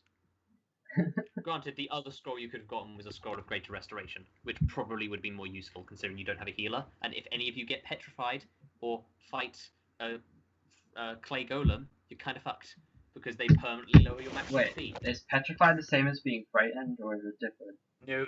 Petrify is what Medusas do to you, which they do when you turn you to stone. Oh, yeah. So yeah, really bad. Because that's permanent, unless you get Greater Restoration. Okay. I believe Restoration. Restoration. Greater Restoration can also regrow limbs, unless that's another spell, which I'm getting confused with. So if you ever got your arm chopped off. Let's check. Wait. Can I? Okay, Mera flies down. She just jumps off, flies down pretty deftly. You will not believe how much there is a mean man in that room, yeah, and he has rolled shit on all of his perception checks. Like, he might as well be literally deaf. Okay. Yeah, I'm gonna So, just go over here. Looking into this room, you see a bunch of kobolds, all cowering in fear. Whoa. Oh, sorry, I didn't put you on the thing yet. Yeah, you're there. Boop. So hey, what's going on in here?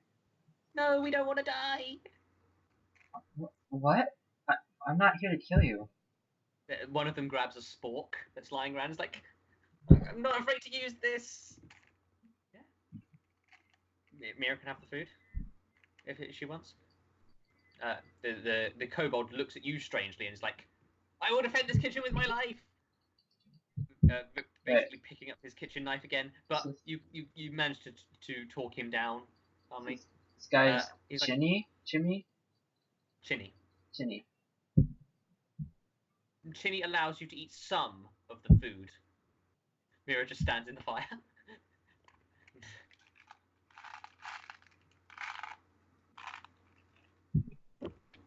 Would you like to eat the fish? All of There's it. there is a lot of food being cooked. Yeah. Like, pig much? Mera would really have to push herself to eat all of it.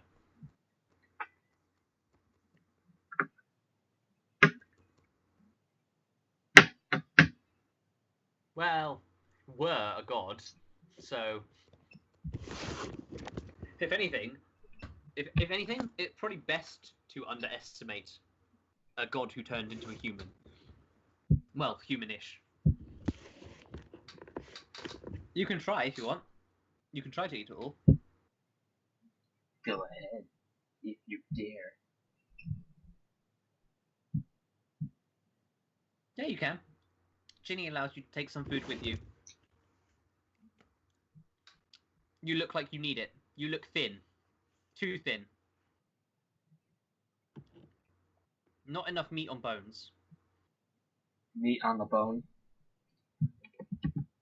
If you were kobold, we would kill you and cook you to keep the tribe strong.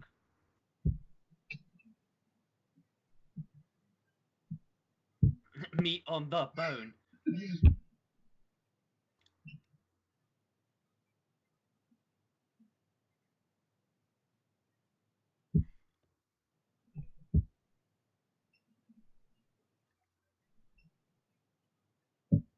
As you talk about him to the armor, he actually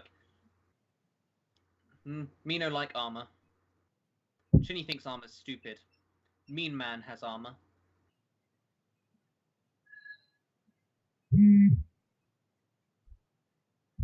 And Mera, as you taste this fish as well, it is delicious.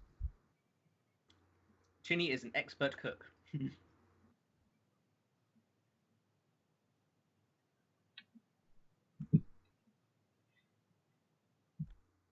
Well, I mean, are you going to kidnap him?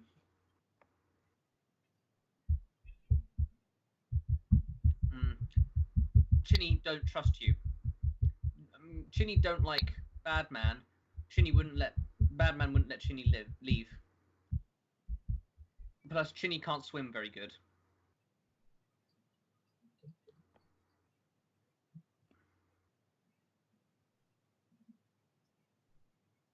The tunnels.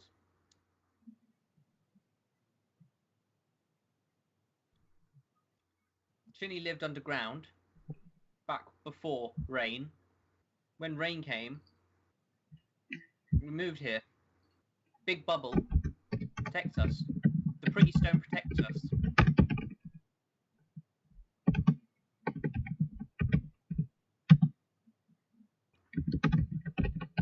As he actually says that about the pretty stone, he quickly covers his mouth. Is what locked? Oh no, that's not locked. You can go in there. Nothing about Crystal. You didn't hear anything from Chinny. Chinny never spoke about the pretty stone.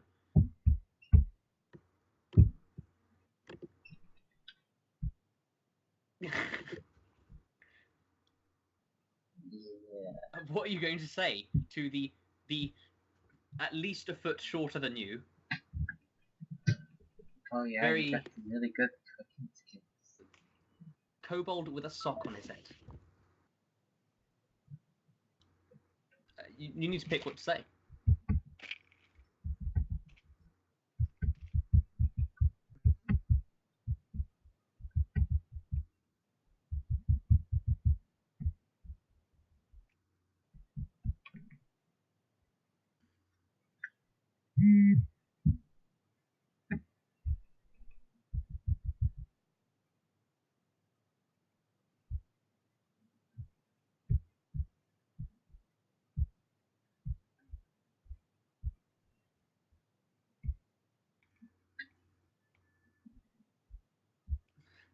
You can give me a charm check.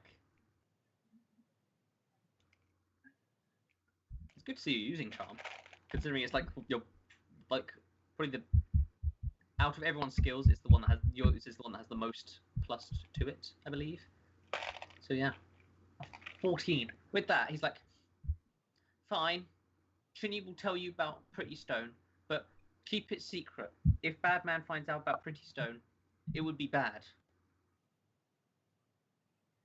Promise? In basement. Tell them Chinny sent you. Basement? Whoa. These three been in here. Yeah. Over there, and he gives you directions to the trapdoor that's oh god. Like right Oh yeah, I haven't been in that trapdoor yet. Yeah, you just sort of walk right past it. Well, I mean, I knew it was there, but then I was gonna come back to it, and then I didn't. Yeah.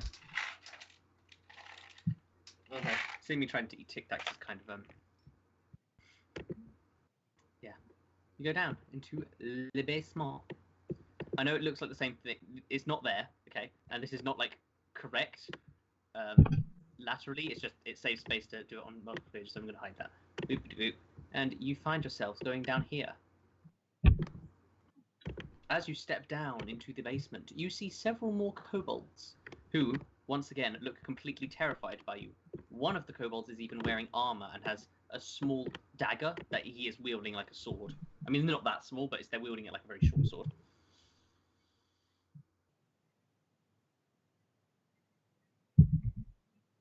Okay. Chinny! Chinny sent you? Chinny? Chinny sent you? Yes, Chinny. Chinny is the name of the cook. I just need to find what the rest of their names are.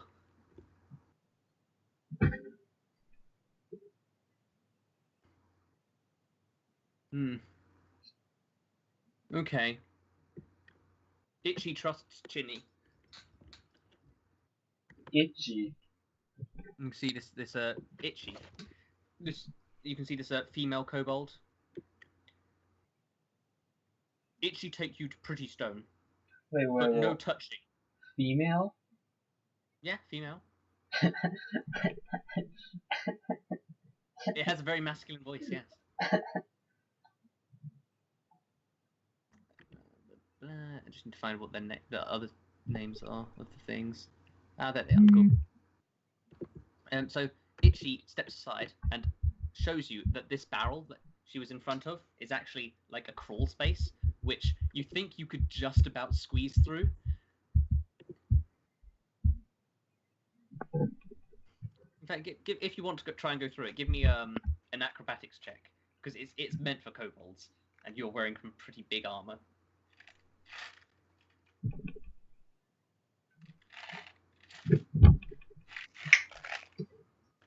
With an 18, yeah, you managed to squeeze through it just about. It's not very comfortable, but you can do it. The kobold moves along with you, and you step into this room, escorted by Itchy. What? Itchy goes to the other, just like, it's like, Nini, Sunny, this one sees Pretty Stone. Don't let her touch it. Sunny's like, okay. And Nini just nods. This is Pretty Stone. These two are also wearing this same armor. In this room, you will see several chests, and you see a skeleton propped up into the corner. You may look through tests. Tests have nothing important, but don't touch Pretty Stone or the Pretty Lady. And Sani begins walking over here, or Fanny, I guess. Fanny. And just begins like sort of standing in front of the skeleton. Looking through the chests, they're not wrong. There's kind of just junk in them, like bits of paper, quills, really just basement supplies that are stored in chests. Things that are like too small to really hold in bulk.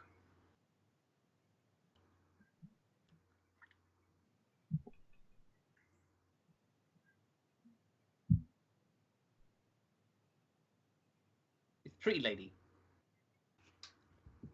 And Sunny just keeps moving to block you. Ah, Pretty Lady. No touching Pretty Lady. Pretty Lady. I think I know who it is.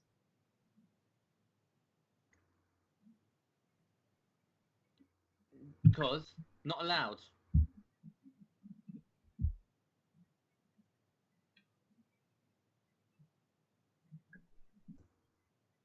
Right, I look to seduce.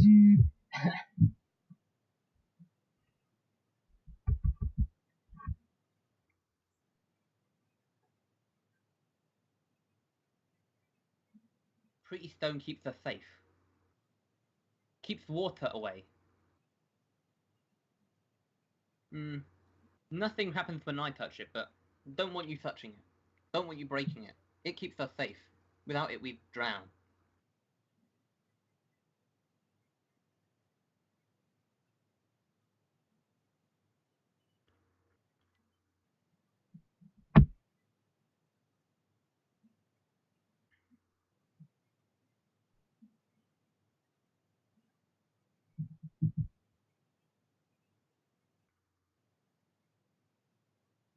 Give me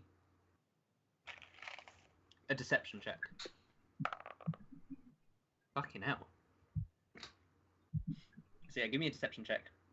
Decepticon check. And you see a look, a very like contemplative look on Sunny's face. But technically, aren't you an intruder? Oh!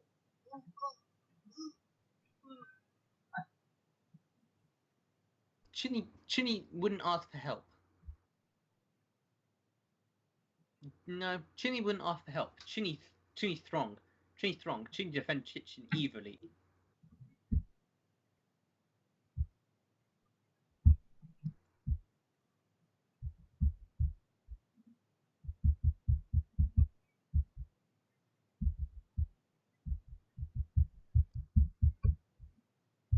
What about me, man?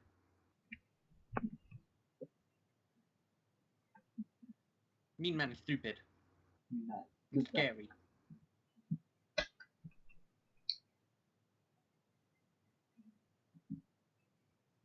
Mean Man plotting something big. Good old Mean Man. Mean Man's such a nice guy. Roll me another deception check. Fucking hell! Sunny, the fucking Insight King. Insight King. Just roll me another. Nope. Nope. What does Mean Man look like? Well, he's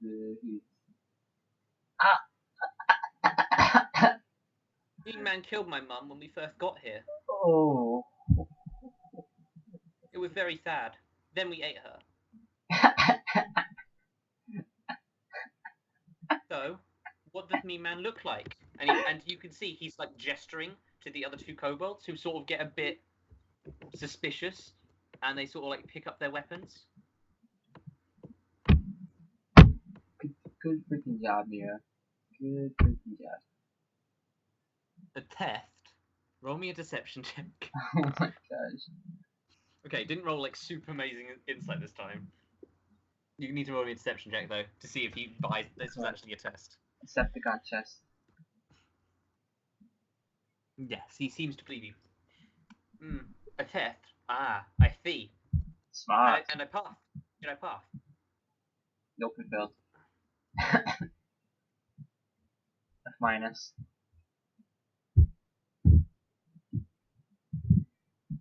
Well, Dinner, but Chinny always brings us food here. well, he's too We don't lazy. eat in dining hall. They're injured. We stay down here, so Scary Man, Big Bad Man don't come here. Kobolds die all the time. My father died just 2 days ago.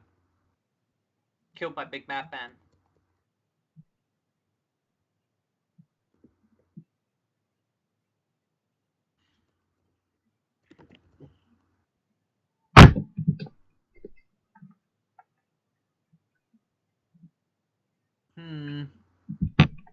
I don't know. I'm pretty good at games, but what games involve closing your eyes? Hide and seek.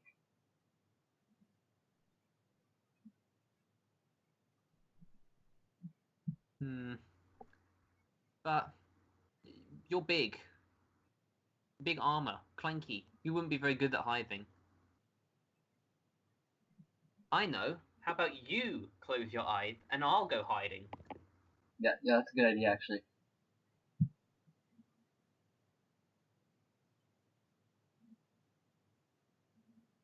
Okay, close your eyes. Me and Itchy and Nini will go hiding. If you find us, we'll give you a prize. Okay? You close your eyes, and they all scamper off. I'm just going to quickly Oh, that was easy. Oh, hide it for a second. Just for a second.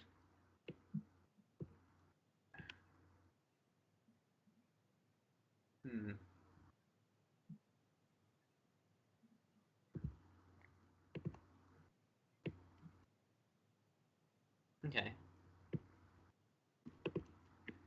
You close your eyes, and you wait until you stop hearing the footsteps happen. And you find yourself alone as you open your eyes.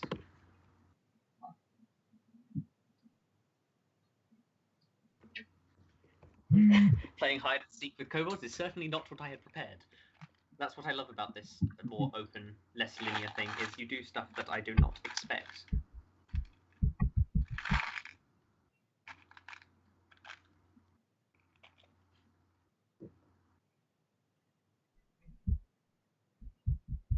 Okay, give me...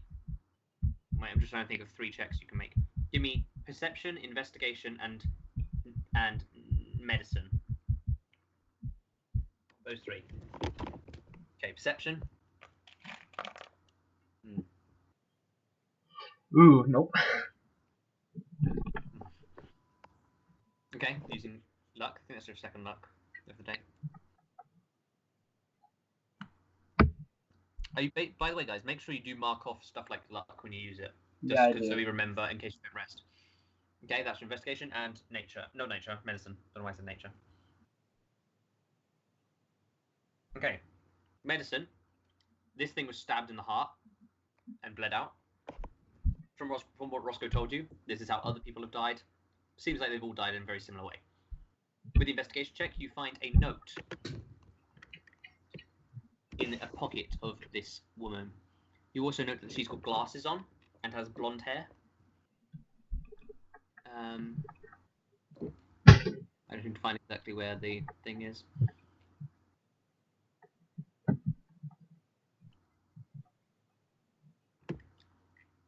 And you find this note. Quite a long note, but yeah, this note is what you find. I mean, pretty long, but yeah, it's worth reading.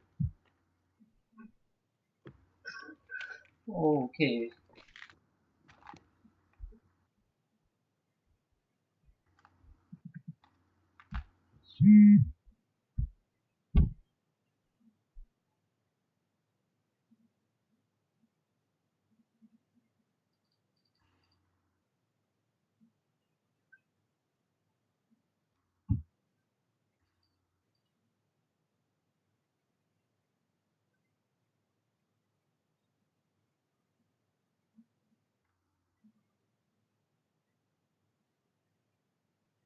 You presume, from all the information you've received, that this is from Ellis.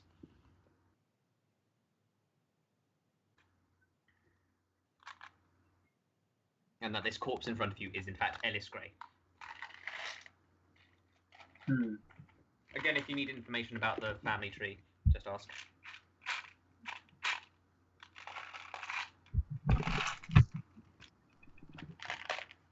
Okay. As you get close to this crystal, make me a wisdom saving throw.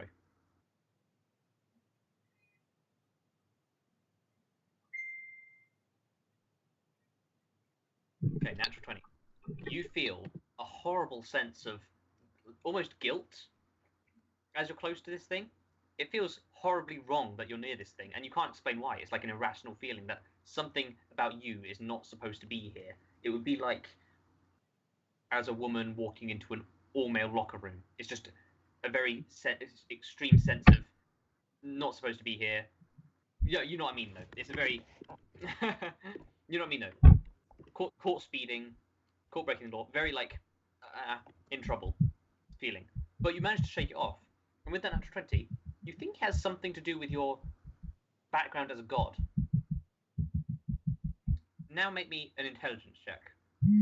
As a Sherlock Holmes mind palace thing starts happening as you piece together the clues.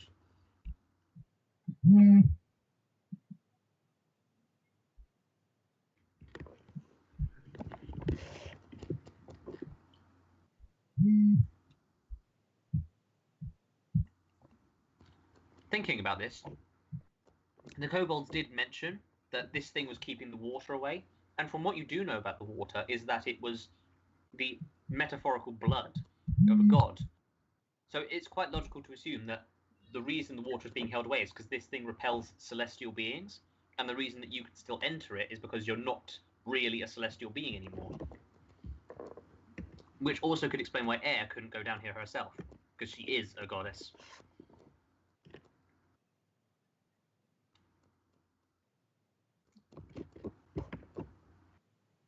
Are you going to try?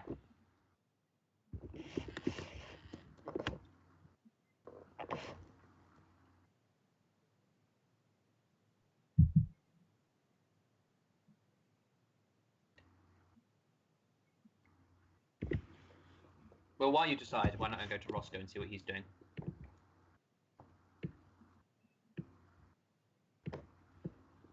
Roscoe, what are you doing in the ground floor? Well, there's still these guys right here. So hey guys. After a while, you do manage to talk them down to making sure they're not wanting to kill you. One of them does try to assassinate you with a spork attack. The spork just snaps in his hand, and he's like, but eventually you manage to calm them down. And as you talk to them, they realize you're not going to kill them immediately. They managed to tell you quite a bit about the bad man. They say that his name is Andron Mythos. That he is a dwerger, or dark dwarf. He's very mean. He has a giant hammer, and he has a thick armor. He spends all of his time in the lobby and hoards loot in that room. Very mean, beats up the kobolds and kills them quite frequently, and basically treats them like his slaves.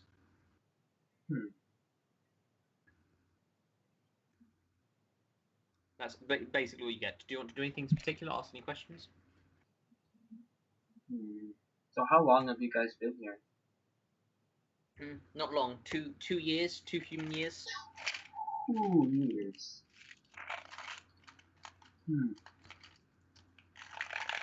There were loads of bodies when we got here first. There were several bodies out here, 3 I think, and we got clean them away because bodies ugly.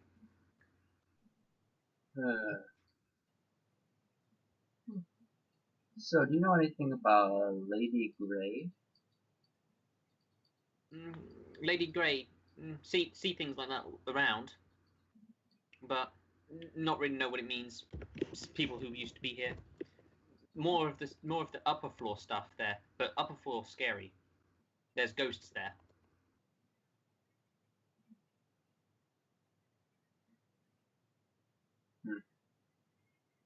I'm gonna go ask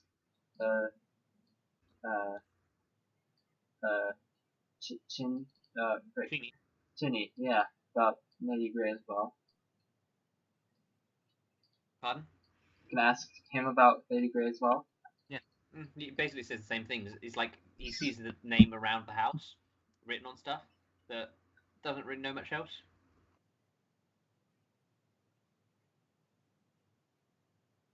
Okay.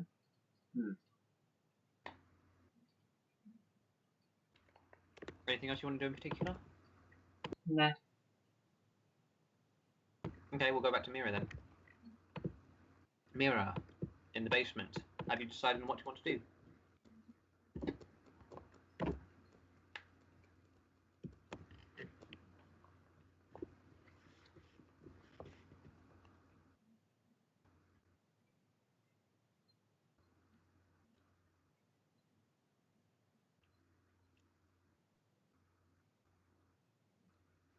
You may not.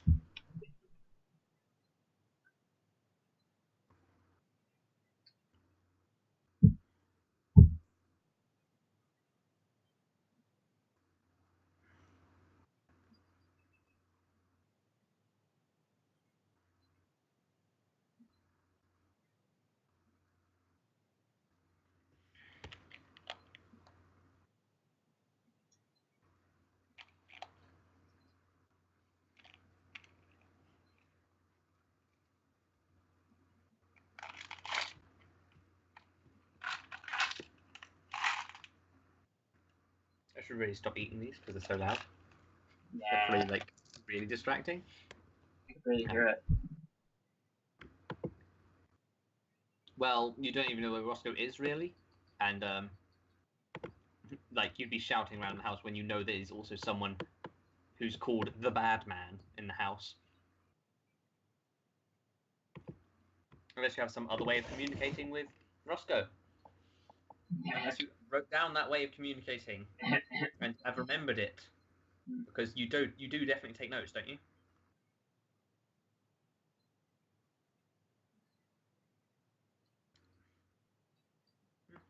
Well, clearly you don't remember. It's fine. You just won't be able to use that thing since you can't remember. I mean, I'm loose with the rules, but if you forget to use something, I can't tell you. Should I tell you? I don't know if it's mean of me not to tell you, or like a good lesson to actually make notes. Because you're not going to remember it if you didn't make notes on it. Right, time to go back, watch every episode.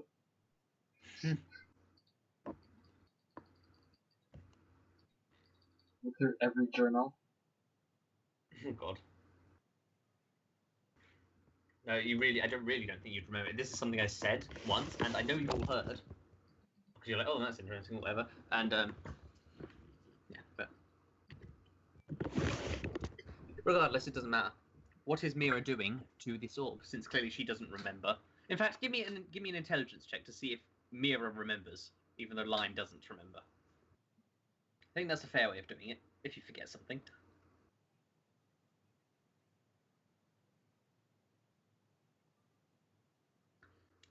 She thinks like something. She got telepathy from somewhere. She remembers. She got it. That's right.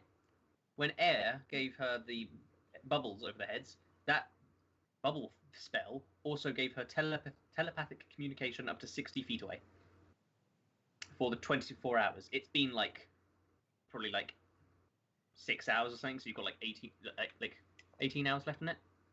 And both Bongo and you and Oskar have it. So if he's up to 60 feet away, you can shoot him a telepathic message.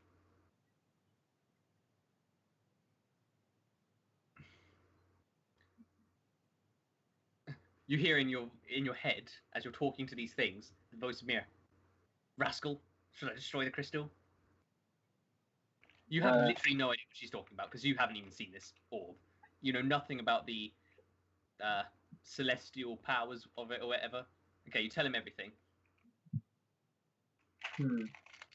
I mean,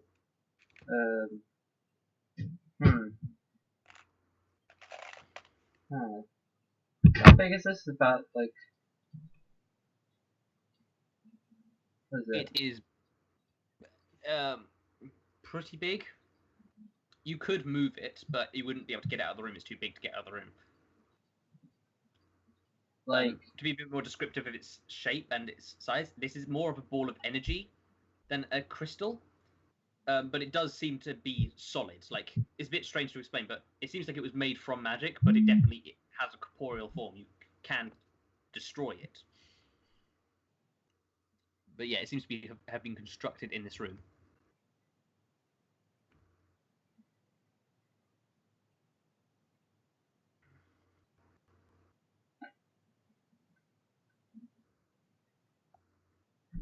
heads we destroy it, tails we don't.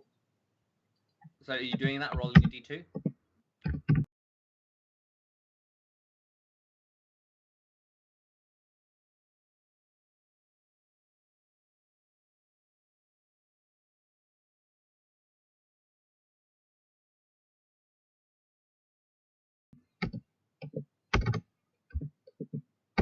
I can't type. Hey, it's heads. But yeah, one is destroy, two is keep, or whatever, before actually rolling it. One is heads. What's heads? Destroy it. So? Okay, are you going to try and destroy it, Mera? Okay, give me an attack roll.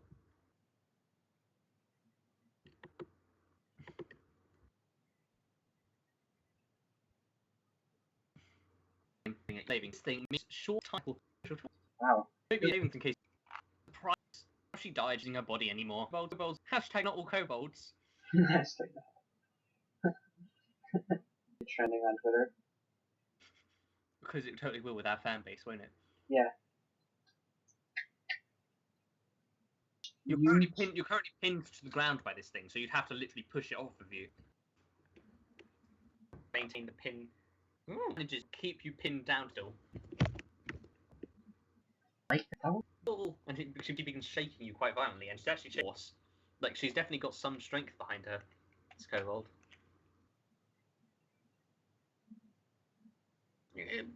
We don't have a home.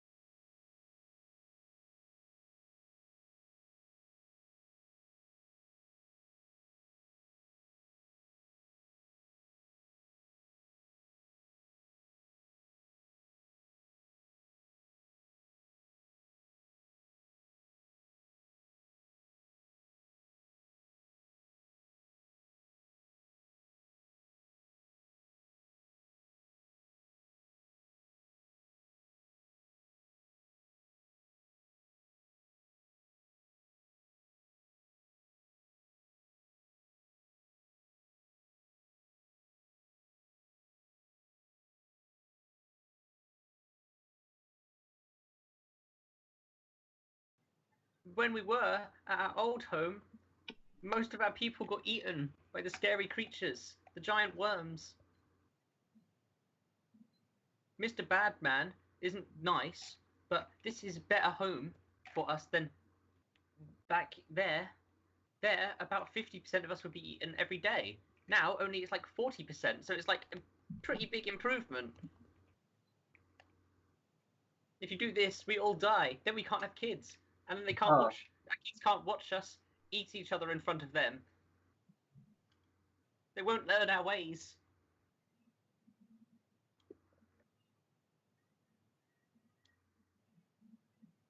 Please don't hurt the pretty crystal. Pretty stone is love. Pretty stone is life. Pretty stone protects us.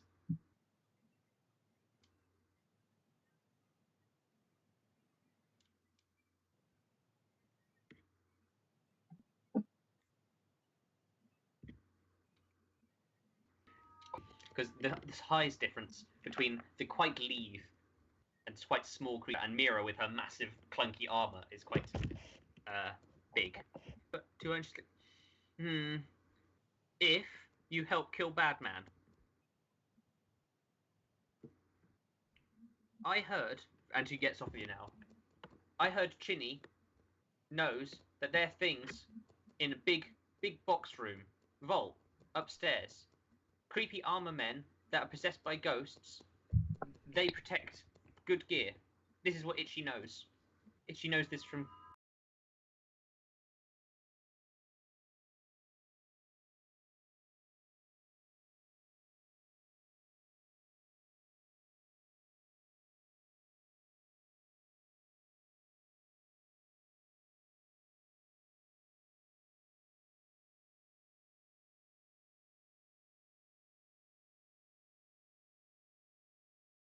Chinny, if you can get into big room, you can get magic things, you can kill Badman.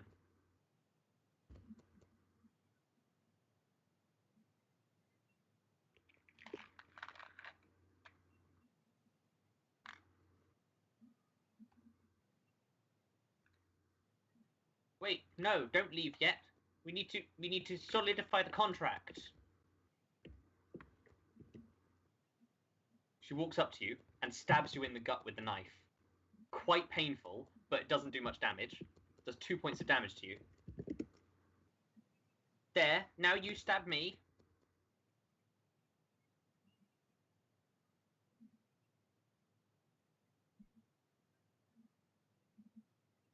Are you going to try and like do it gently, or are you going to just literally try and do it quite aggressively?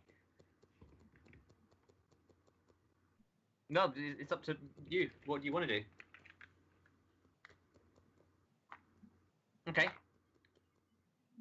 Roll to hit. Actually, it's going to let you hit it, so you don't just roll to hit. You can just roll damage. You can pick if you want to use cold damage or not. If you want to use the additional cold damage, or if you just want to use the spear.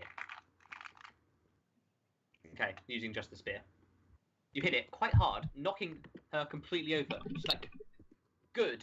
Going gentle is a sign of a wavering contract. You need to do it as hard as you can. It's a deal. Now, you go get stuff from Vault, and Itchy will go tell Chinny to get the forces ready. We have a secret plan. We'll tell you about it when you get stuff from Big Room. And she begins quite pridefully walking off.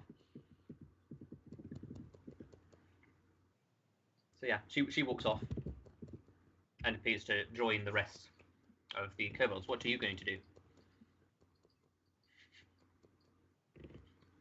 Left alone in the room once again. Okay, tell Roscoe everything telepathically. Oh, well, okay.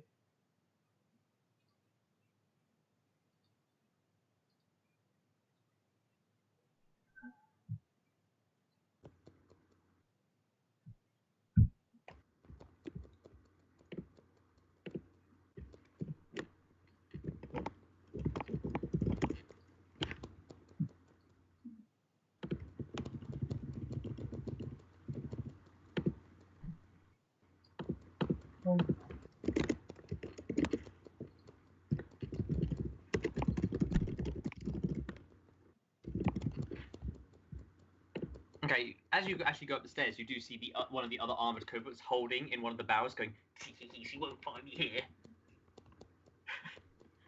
And you just sort of see that. Are you gonna just ignore it, or are you gonna actually like find it? It's very determined.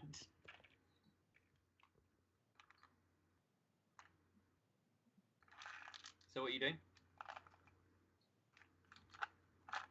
Yeah, she's just going upstairs or what? Okay.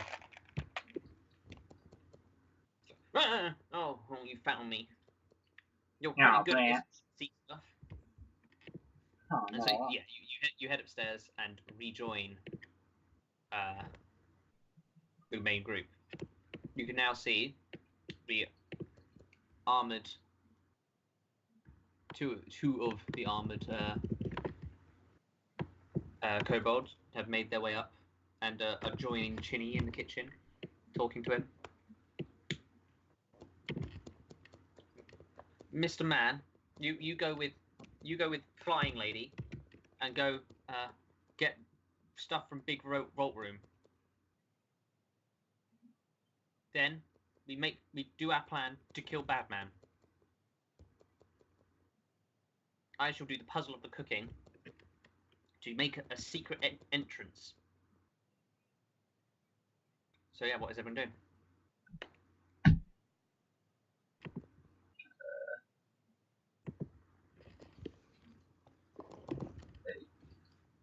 From what they mentioned, it's a vault, a hidden vault that is hidden behind an armored statue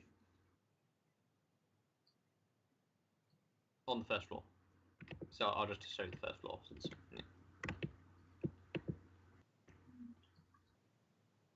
From what you've experienced, you're pretty sure they're talking about the one in the library.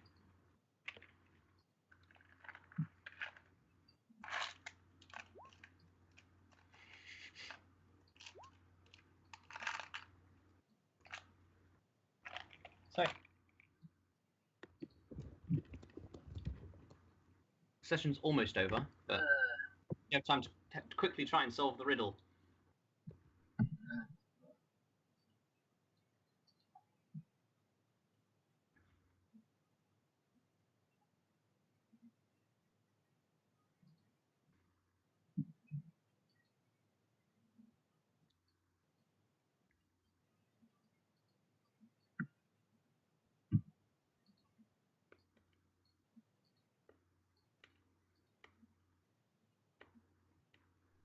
Yeah, sure.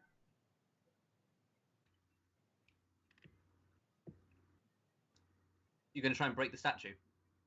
Are you saying let's break the statue? Well, it's good to see you. As you say, let's break the statue.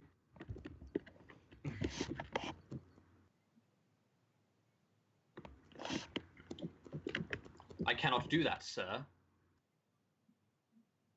Sir.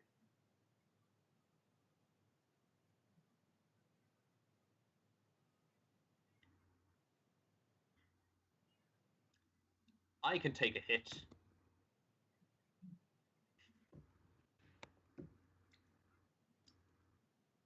Erevan can give me an intelligence check. The reason Caravan. not Erevan. Yeah, Erevan can come back from the dead. Roscoe can give me an intelligence check. Rip Erevan. Oh my gosh, why'd you have to remind me of that? Seriously, bro. Poor Erevan. So dead. So dead. Rip in pieces. Okay. You're starting to get a hang of this. This statue clearly responds with whatever is said to him with a rhyme. Yeah, we already kind of figured that out. Yes, but you know that that's basically all there is to it. It's going to be a hard code to break, but everything is possible to break. So how would you break it? Hey, do you have any, oranges? Well, let's see. Cringes? Door hinges? Oh, fuck it. Fine, you win. Here, you may enter. I thought of that earlier, but I was late. And with a flourish of his hand, oh god, no. Goes through the wall. No, a door appears.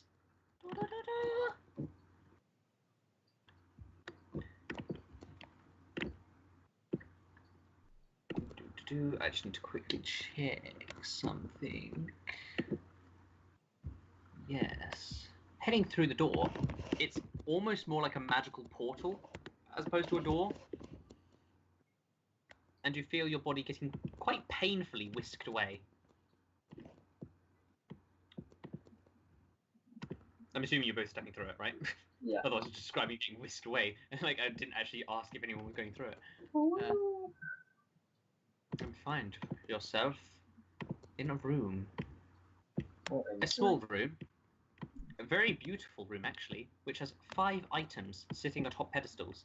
And you can detect the cumulative amount of magic coming from these items is pretty great. Okay, we gotta put apples on all of them, and then a Korok will appear and give us a Korok seed.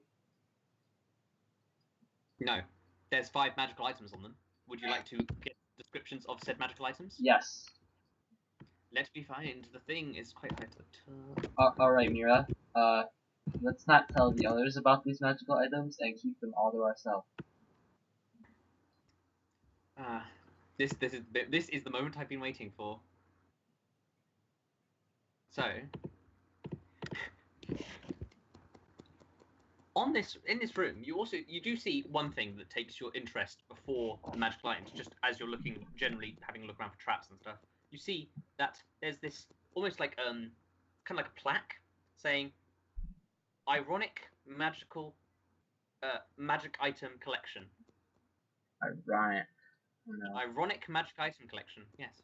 Okay. You find a dagger, which appears to be glowing with magical energy. You find an item that looks very similar to a bag of holding. Potentially, it actually is a bag of holding. You find a belt, a magical belt, which you're not really sure what it does. You find an ion stone, a dull grey ion stone. And finally, an immovable rod, covered in spikes. So, you can give me both an Arcana check. Just to see if you can like recognize any of the things here and sort of identify what magical properties are coming out of them. Mera's clueless. She does have like 1 more point of luck, I think, if she really wanted to use it, but she doesn't have to, obviously. Bongo knows a little bit more. Bongo, you can actually identify a couple of these things. The dagger seems to pull out quite a strong healing energy. It is a dagger, which deals regular dagger damage and 1d4 healing damage, basically making it heal for like half the damage it does if you don't have a high strength. Basically making it kind of useless. You also managed to identify the bag of holding one thing. It is undeniably a bag of holding one thing. Bag of holding one thing. This bag of holding one thing has, in theory, an infinite amount of space. As long as something fits through its 1 meter by 1 meter mouth, it can hold it. And it can only hold one thing. So yeah, that's the bag of holding one thing.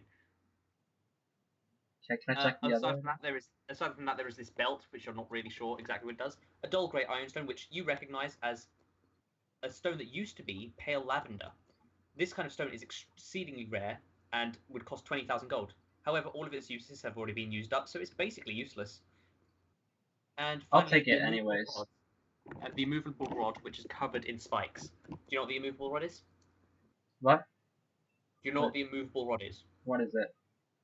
It is an item that you basically click it in place, and it will stay in place in the world. So, imagine like a stick, yeah?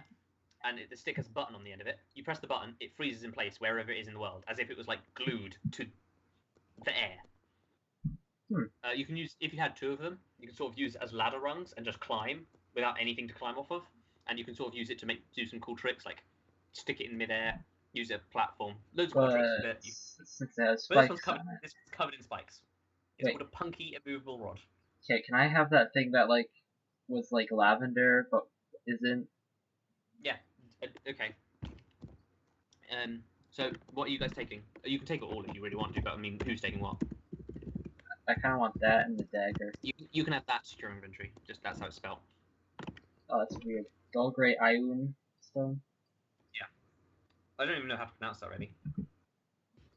It's one of the iron stones are one of these things that actually have a lot of different magical properties depending on what color it is, and dull grey is one that's been used up. So.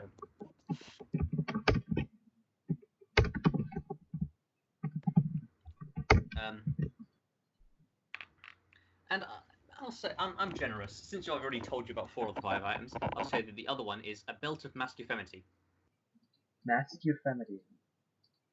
You've heard of a belt of masculinity, one that curses the user by changing their sex into the male form and increasing all of their maleness if they are already male. So basically giving them broader shoulders, deeper voices, bigger dicks.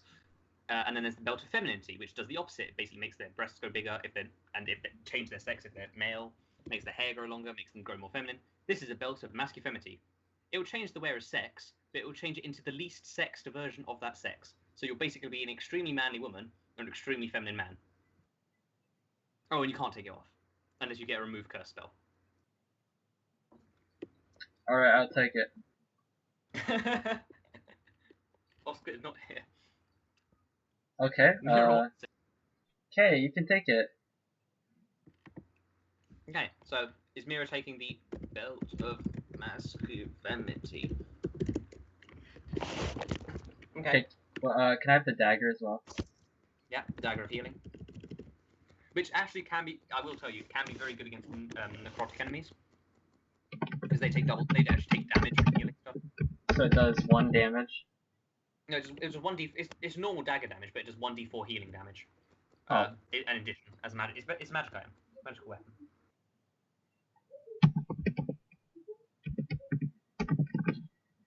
And the final 2 items are, which neither of you have picked up, is a rod and a bag of holding 1 thing. See, I told you there was a bag of holding in this session. Just didn't tell you it's a bag of holding 1 thing. So mean. These are all magic items of my creation. Well, apart from Dull Grey Ironstone, that's actually the D&D thing, and a bit trolley to give you it, but yeah. Great. Who's taking the punky movable rod and the bag of holding 1 thing?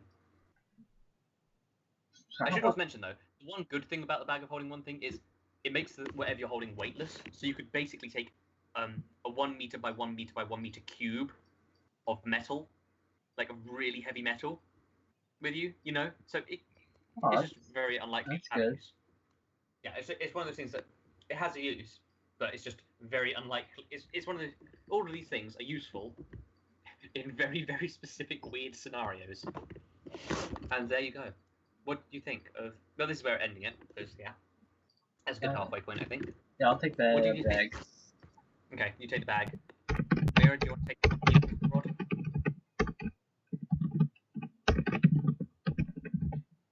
The punky immovable rod. It's an immovable rod covered in spikes.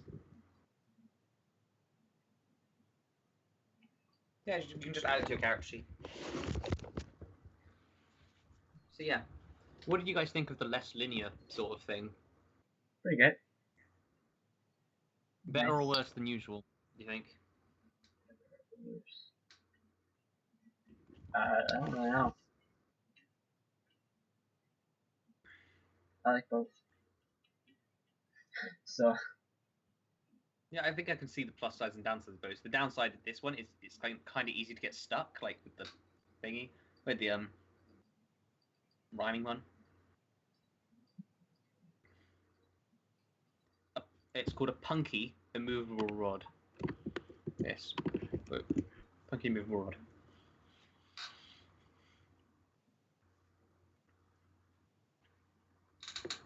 And yeah, what did you think of the ironic magic items collection?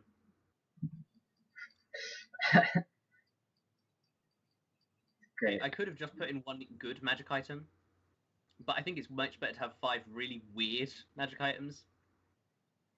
Just like don't tell him anything about it, just say it's a belt. No, you should tell him it's like a belt of turning you into a dragon or like turning you into an animal, something to do with animals. A belt of Druidcraft.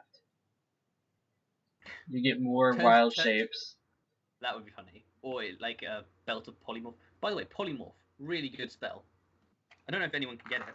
I think it might be a druid and cleric thing, but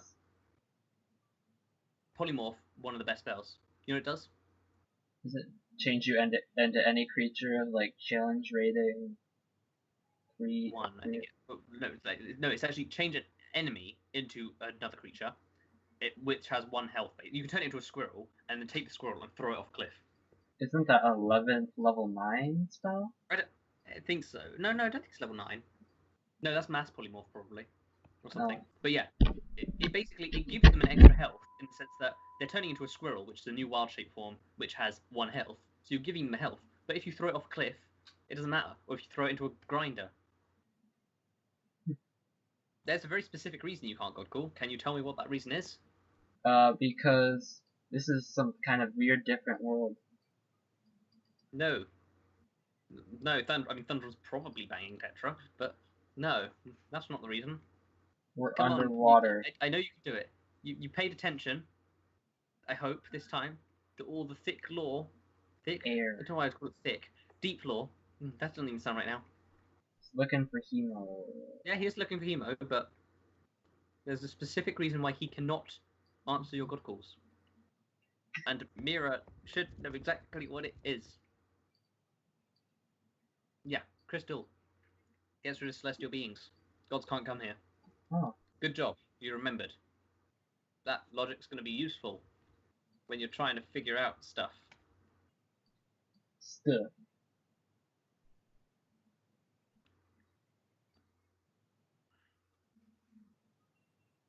$51.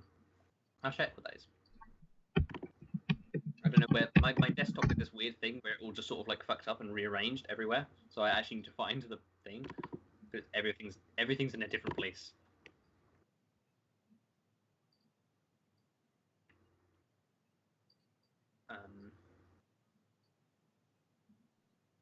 You spin me right round, baby.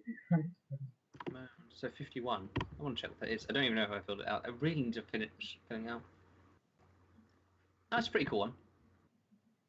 Pick a number between 1 and 10. Mera.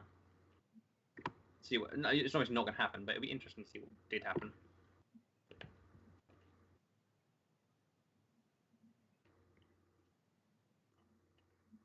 Pick a number between 1 and 10 to see what would have happened with the God Call. 5. Your hair changes color, and it's now 5 different colors. Ooh, that would have been cool. Yeah.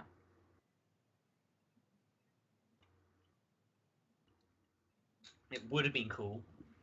I still can't believe you both got really low rolls on that percentile dice in the library. That was great. That was great. Oh, yeah, you got a spell tome of we picked what it was. What was it? Whole person. Yeah. Whole person is a really good spell. I don't know if you know it. My inventory's getting a little full. You start selling stuff or storing it on the boat or whatever. Yeah, but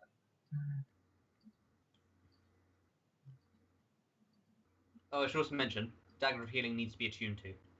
oh, okay, well, whatever. I'm just trying to think. Pumpkin, that doesn't need to. No, Bag of Holding doesn't. Belt. Wait, what about doesn't. this Mirror of Heritage?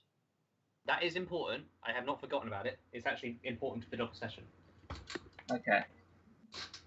I mean, I feel like my character is probably the most related to it. It's like I think. Heritage stuff. I think there's quite a lot of characters that I'm not going to tell you. I'm just not going to say anything about it because it's a cool thing. Let's just say it can help. It can give everyone something new. Like, yeah, it's a very good item. It's good that you got it. I think I'm going to start doing D&D more like this in the future, where I plan more like a more general or more broad thing. Like, so I do more work to plan like a chunk of stuff that can last 4 sessions, as opposed to doing it very weekly, so it's very segmented. And I don't think we're playing more often in the summer, but we can play other stuff more in the summer if you wanted to, like Don't Starve. Don't Starve, yeah boy. Or Don't Starve, or More what Don't games Starve. are there? Smite, I guess, if you want Gary's to play Mod. Smite. Yeah, oh my god, Gary's Mod. I think you'd really like Smite if you got into it. Gmod. When we all played like prop hunt and stuff, that was great. I remember. Athena's your favorite goddess, isn't it? Isn't it? Lime.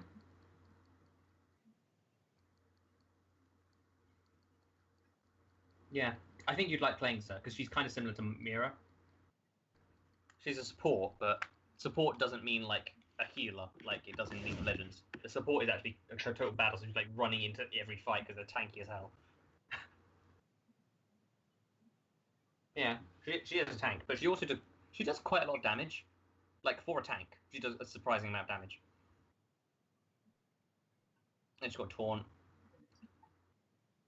Her ult also allows us to literally teleport to someone and like crash down, dealing massive damage around them. She's actually like my second most played god, I think, which is kind of weird because like it's not even my main role.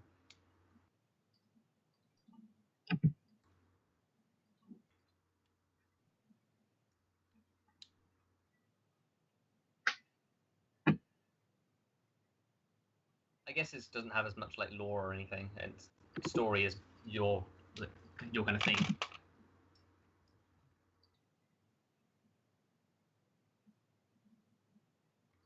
I do get that though. It can't like it's a bit more of a commitment, that kind of game. Still, don't Starve is good. Stardew Valley is good. Don't Starve Together. What other games are good? I still have like another copy of Don't Starve Together that I got like once I got the game. Oh yeah, because it gave you a free copy of Don't Starve Together, didn't it? Yeah. It's like, oh hey, I think I gave mine to you. Actually, now that I think about it. Like, I don't know how long I've had it. I think I gave it to Chrissy, and Shino bought it as well to play with us, and he gave his to Tammy. So now Tammy plays. And Tammy plays it more than anyone else, which is quite funny. And she only plays Don't Starve Together.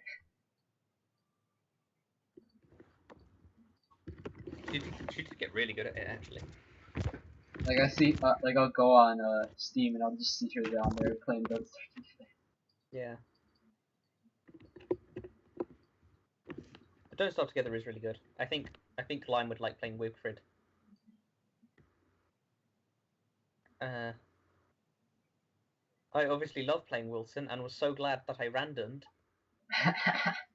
Like I don't know why I even bother with random, because every time I do it I'm like, huh, I shouldn't have randomed, because it's never a character I like.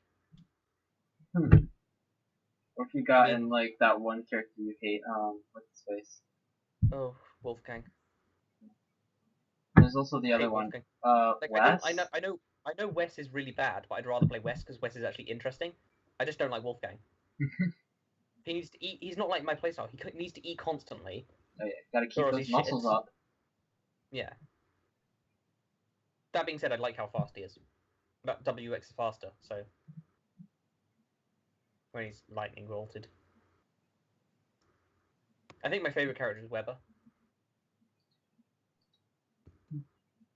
And Wendy is also up there, and Wigrid. To someone who doesn't know Don't Starve, it probably sounds weird that all of the characters are named start with the name W. W. Except for Maxwell. Actually, his name is William officially. Oh, it is. Oh. Yeah. So yeah. Also, he's Wendy's uncle. Interesting. In the extended lore, Don't Starve actually does have quite a bit of story behind it. It's just like none of it is in the actual game, and it's all in like external sites and stuff. Read the manga. Yeah, you need to read the manga. Actually, you can read an online webcomic to unlock a torch skin in the game, which I've got. What?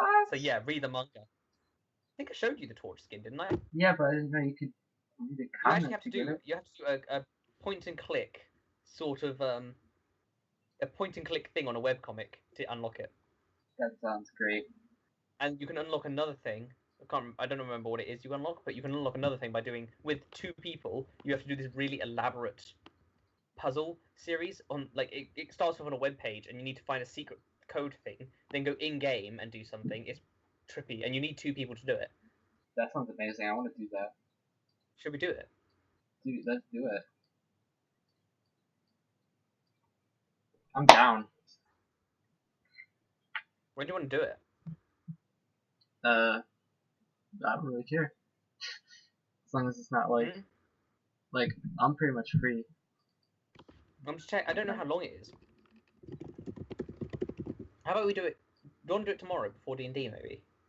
Sure. Okay, because I don't really need to prepare much for the D&D tomorrow. I just need to do one thing which I knew you wouldn't be getting to today anyway, and then I'm done. So I can play it with it, and then we'll figure it out. Cool. It is weird. I don't even know. Oh, okay. See you, Lime. I'm probably gonna go too actually, because I've got something to do. Yeah. But yeah, see you tomorrow. Well, thanks for Sweet. watching, everyone. Smash the like button. Thanks for watching. Smash that button. Don't forget to hit like and subscribe. Make sure And, to kill your air comment. vans. Yeah, kill your Aerovans. That outro is great. Play the outro music.